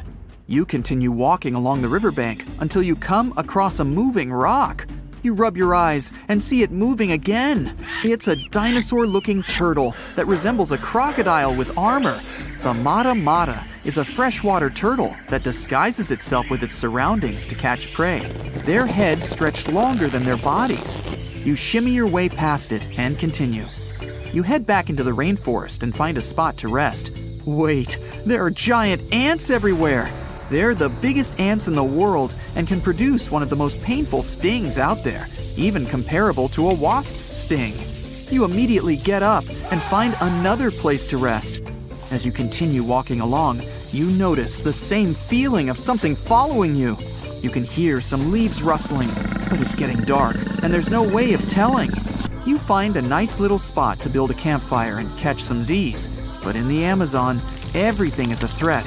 Except for those cute capybaras wandering around. They live in groups next to water sources. They're also the biggest rodents in the world. You don't need to worry about them if you're stuck in the middle of the Amazon rainforest.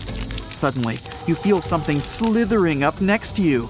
You look down and see a massive green anaconda just about to constrict you. They are the heaviest snakes in the world and can grow up to 20 feet long and have a huge appetite. You get up and sprint your way out of there. All right, you found a decent cave to crash in. It's daytime again, and you're still alive. You continue walking along the rainforest. You were able to find some breakfast to boost your energy for the rest of the day. You spot something on a tree that looks like a branch, but it's actually a potu, a master of disguise that can spend days motionless on broken tree branches. These bizarre birds use those branches as their permanent home, where they lay their eggs and chill all day. You continue your way through the rainforest and see a Brazilian wandering spider crawling on a tree branch right in front of you. 8 of these species can be found in the Amazon area. They are some of the most aggressive and venomous spiders out there. So, you make a big detour and walk away from it. You feel someone walking next to you again, but you still can't figure out what it is. You see a steep cliff with a waterfall hitting a large lake ahead of you. Looks peaceful, until you see a team of black caimans gathering around the shore. They're the biggest predators in the whole Amazon ecosystem and feed on anything that moves. It's a good thing you're on high ground, otherwise, whoa! You slip and fall down the river, right on the deep end. So far, no caimans spotted you. You swim underwater and try to get to the opposite end of where the reptiles are. As you climb out and dry yourself off, you notice some large black spots on you. You try pulling them off, but they've latched on pretty hard. The Amazon giant leech finds its target by tracking movement and shadow. Once they attach themselves to the skin, it's extremely difficult to extract them. The best way to do so is to slide your finger next to its mouth and pull it off slowly. Ugh. You manage to get them off your body and see that the caimans are swimming towards you. You're pinned to the wall with the lake of hungry reptiles approaching. Suddenly, a pink dolphin jumps out of the water and splashes all over them. They can grow larger than humans and are the celebrities of the Amazon. Scientists think they get their color from the blood capillaries on their skin. The Amazon even has bull sharks swimming around. These carnivorous giant fish are threatening to humans and can swim in both saltwater and freshwater. These sharks prey on anything within their reach, including other sharks. The dolphin distracted the caimans, so you climb up the cliff and try to find the best way to escape. Opened jaws waiting for you to fall into the pit are right below you. You're lucky enough to escape to the top, but as your arms pull you up, the first thing that you see is a jaguar looking straight at you. It's the creature that's been following you this whole time. You get up while it starts circling you, timing its strike. You know that you can't take on a jaguar, nor can you outrun it, so you grab a large tree branch from the ground to defend yourself. It jumps at you, but you duck down in time. The jaguar lands in the water far away from the caiman crocs. It's a good thing these large kitties are excellent swimmers. You pick yourself up and continue. And to your surprise, you find your boat again. You fix it up and sail your way out of the Amazon. Whew! In the past 30 years, scientists have made an incredible discovery of a new creature living deep beneath the surface of the ocean. And the name of the creature is the harp sponge. Now, if you're wondering why it took so long to come across this animal, then I might have the answer. These creatures typically hang out at a depth of roughly 11,100 feet beneath the ocean's waves. This sponge species was first discovered off the coast of California thanks to a robot that was sturdy enough to explore those crazy depths the ocean has to offer. This is no doubt an area of the planet where even the most benign-looking creatures can be potentially dangerous.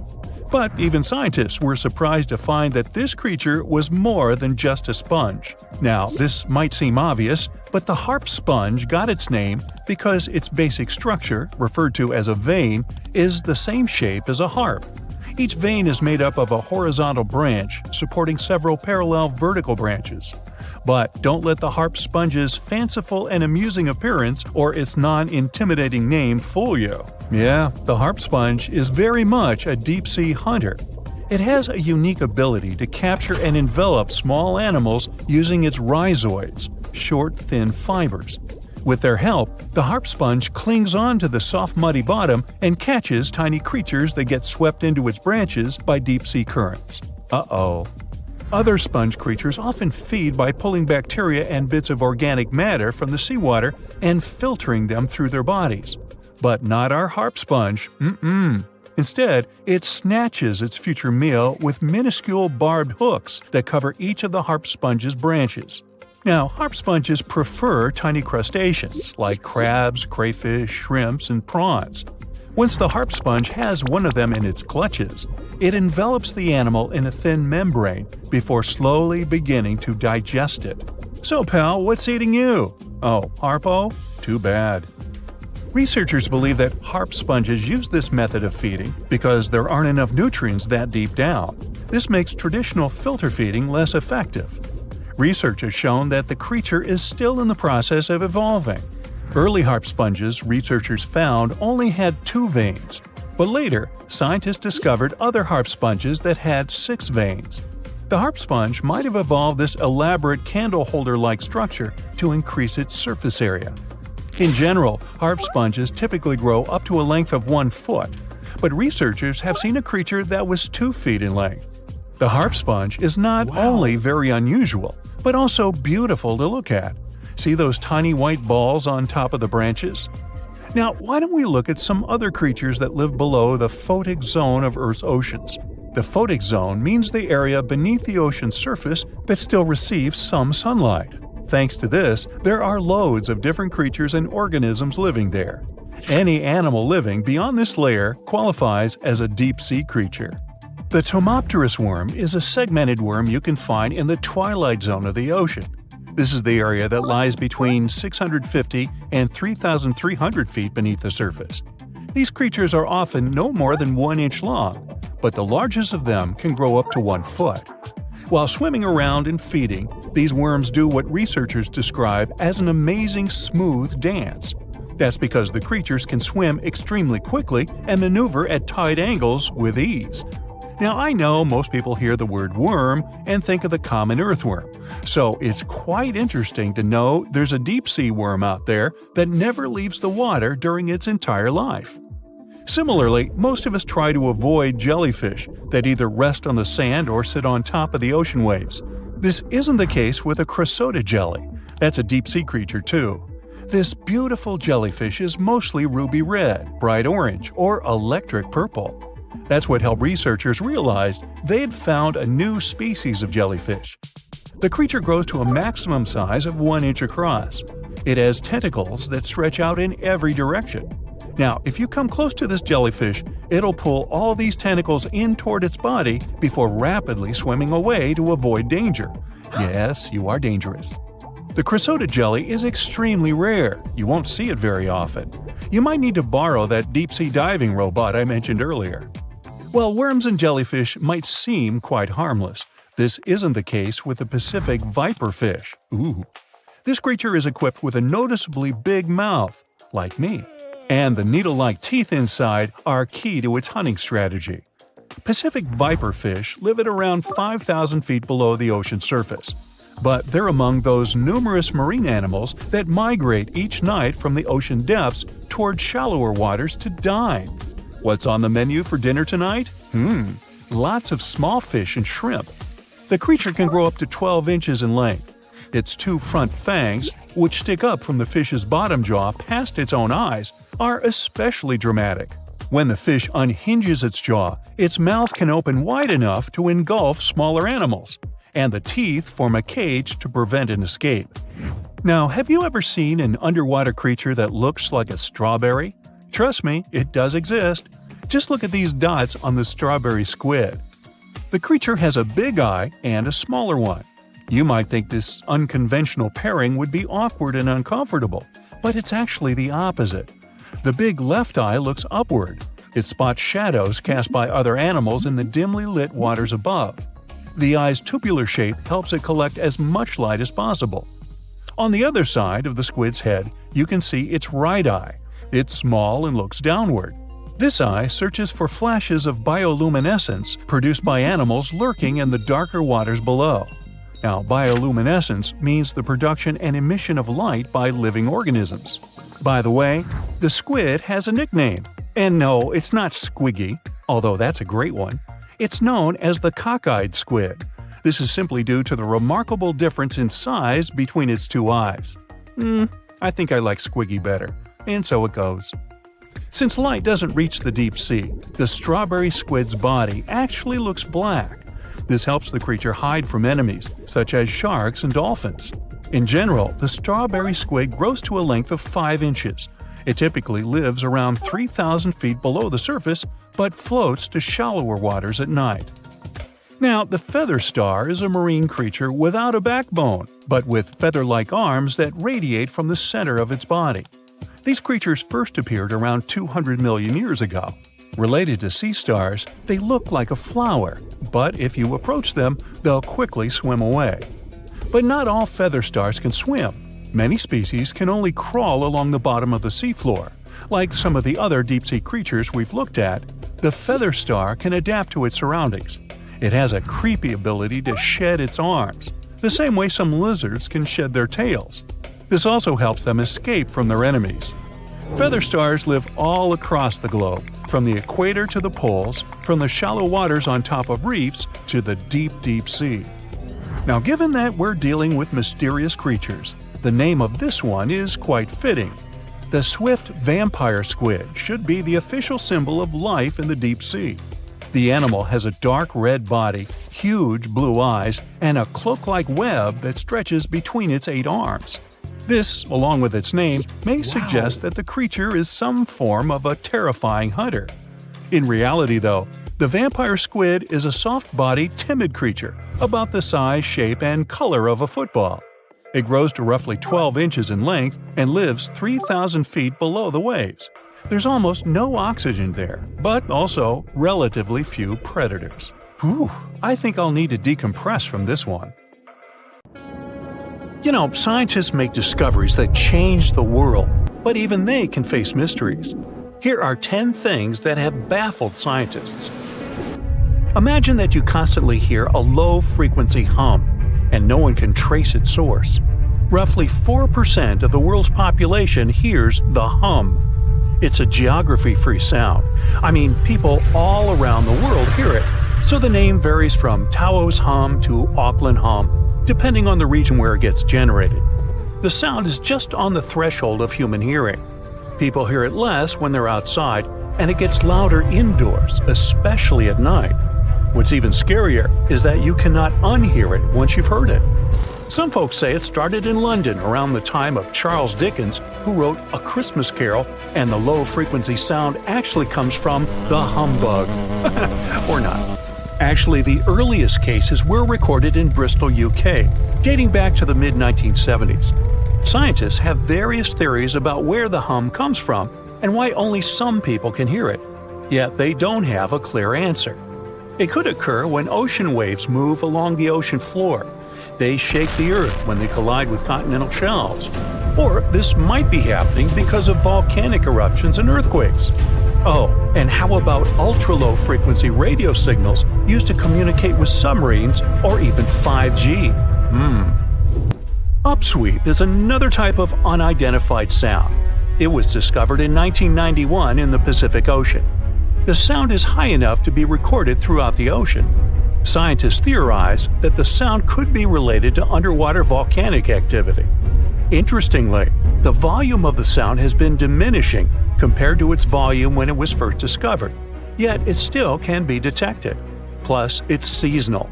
It reaches its highest volume in spring and fall. Is it related to seasonal changes?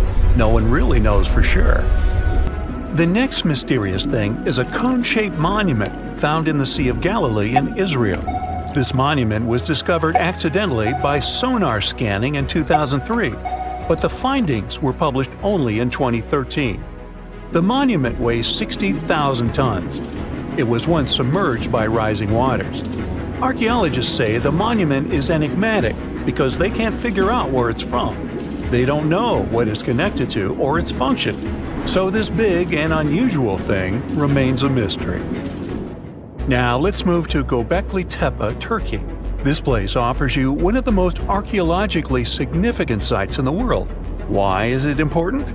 Well, it has massive carved stones about 11,000 years old. To put it in perspective, they're 6,000 years older than Stonehenge. Ancient people placed these stones before they began farming or crafting metal tools or pottery.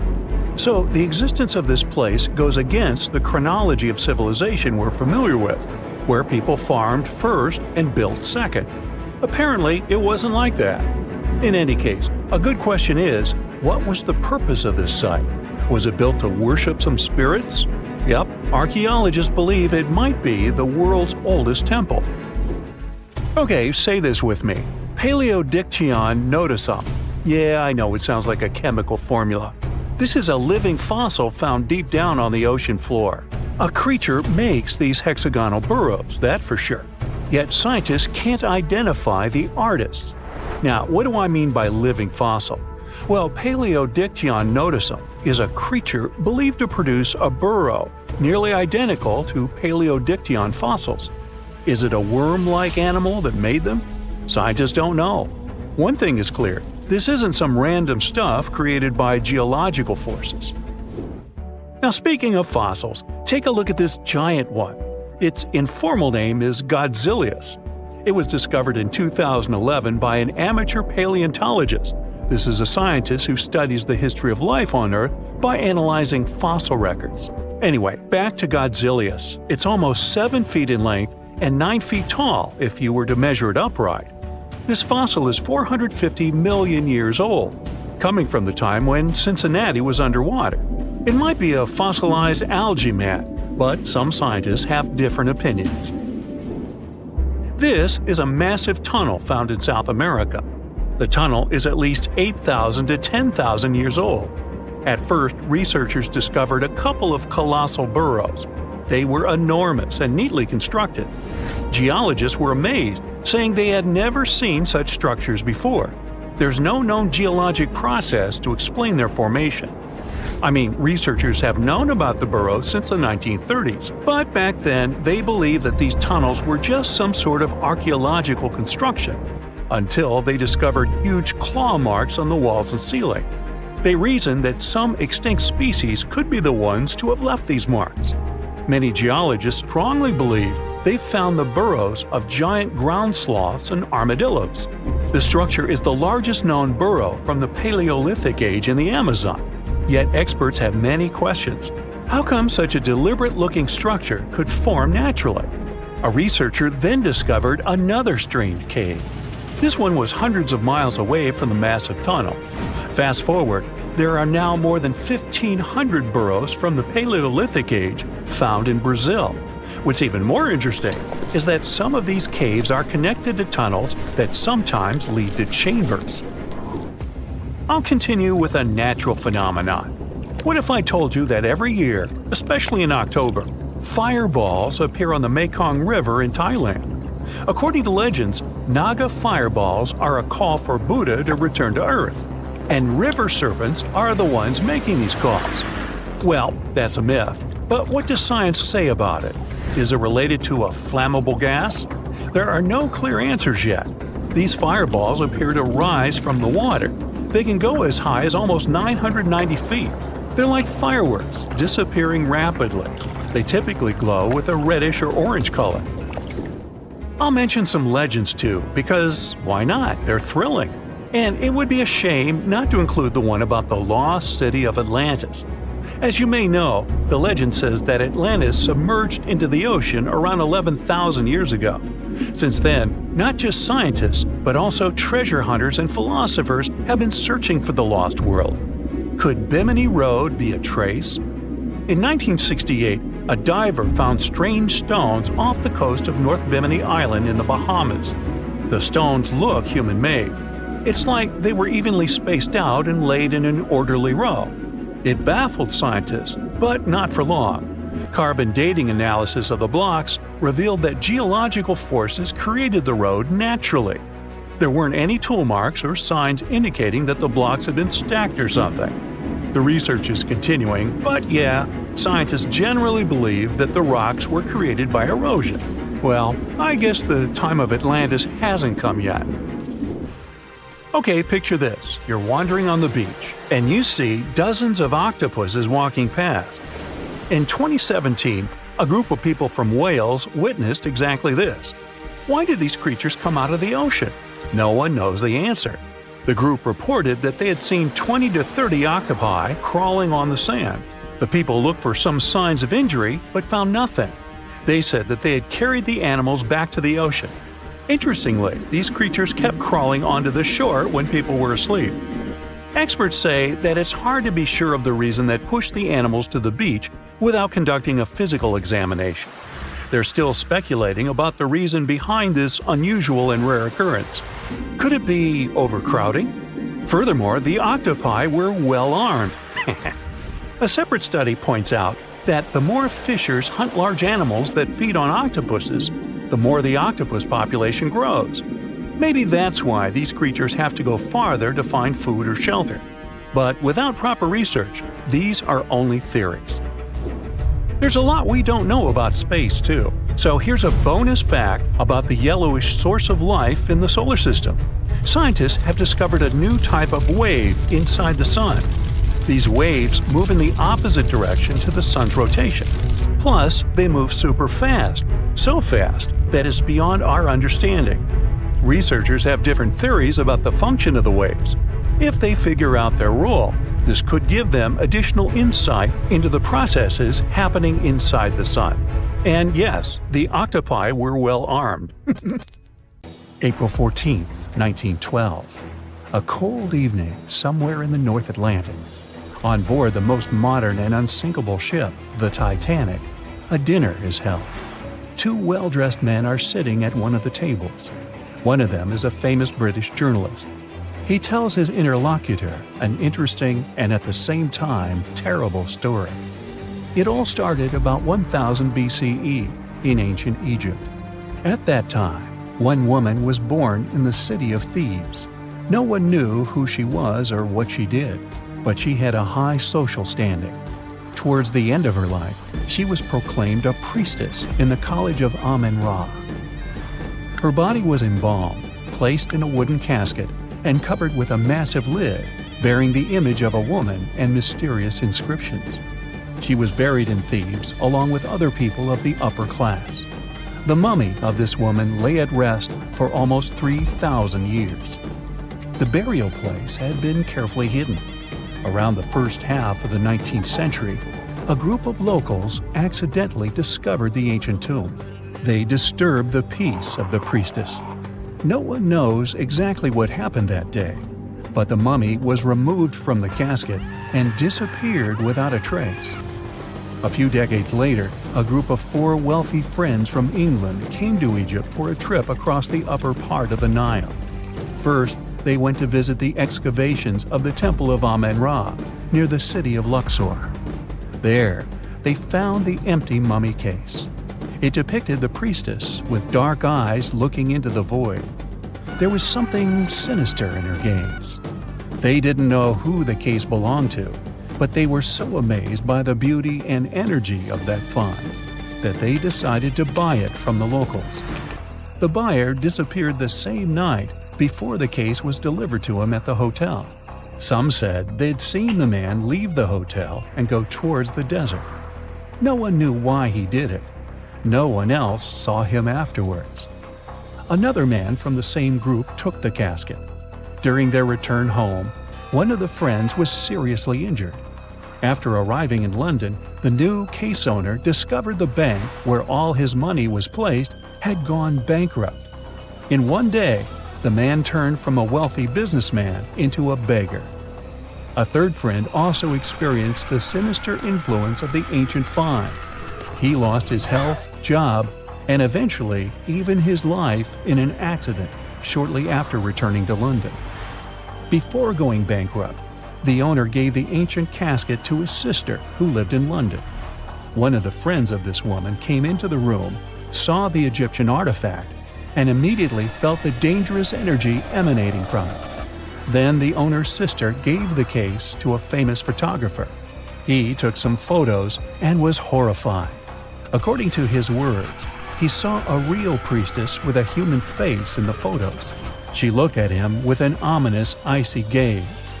No one except the photographer touched the film of the camera. No one changed the photo.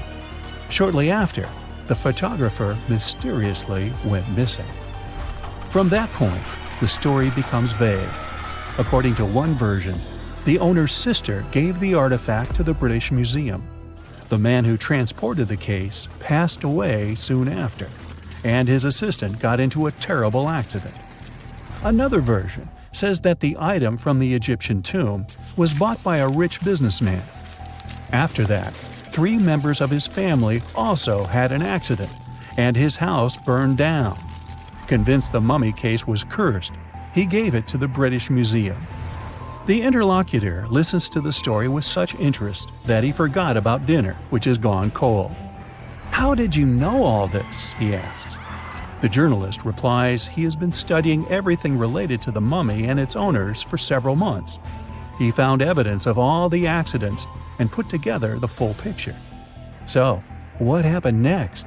the interlocutor asks. It seems the mummy case should find peace in the museum. The priestess was surrounded by other kings and queens from different times. However, there was no peace. Scientists and ancient languages experts tried to decipher the symbols on the case. They found out that most of the inscriptions meant curses and misfortunes addressed to those who'd dare to disturb the peace of the priestess. Every night, the guards and museum staff heard the knocking coming from the mummy case. The knocking was accompanied by crying and screaming. Also, someone scattered other exhibits all over the hall every night. Everyone soon came to believe that the priestess's spirit continued to use magic forces. Then, one private collector became interested in the case. He bought it from the museum, not for his collection, but to try to expel the spirit of the mummy from the artifact. It's not known in what ways he tried to do this, but he failed.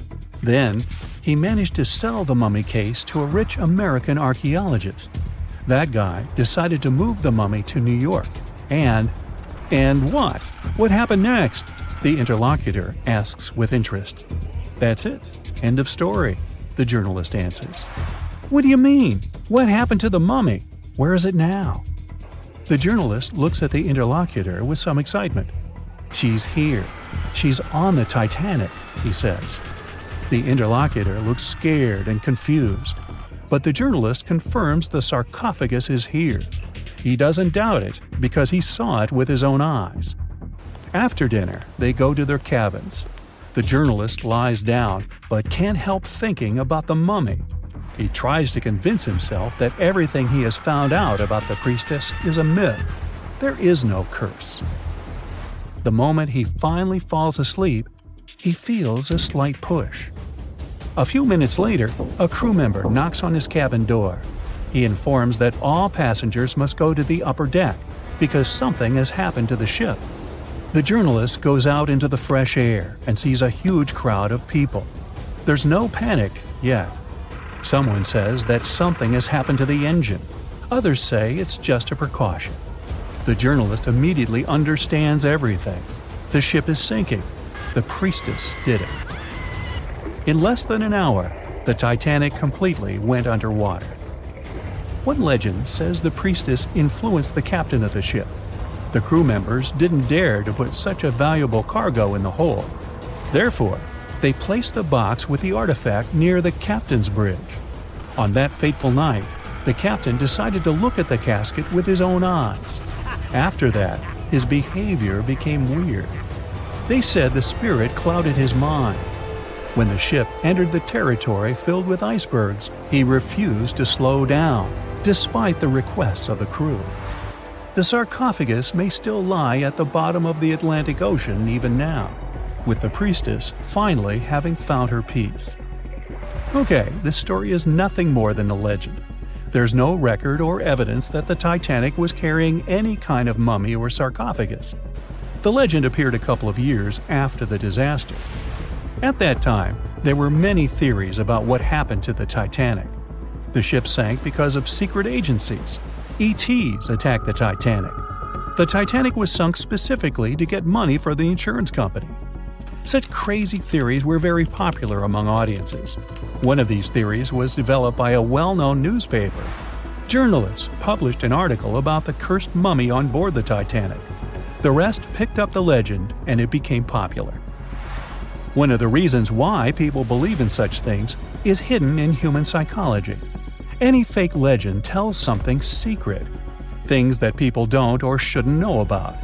When a person reads this, they feel special because now they know a terrible secret. This sense of self-importance is the reason for the popularity of conspiracy theories.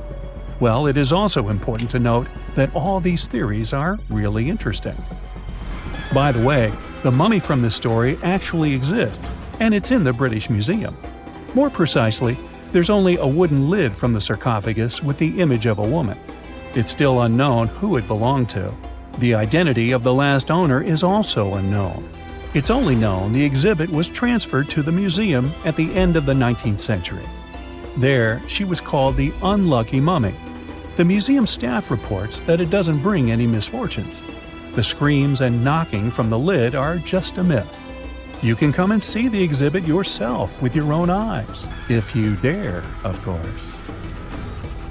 That's it for today. So hey, if you pacified your curiosity, then give the video a like and share it with your friends. Or if you want more,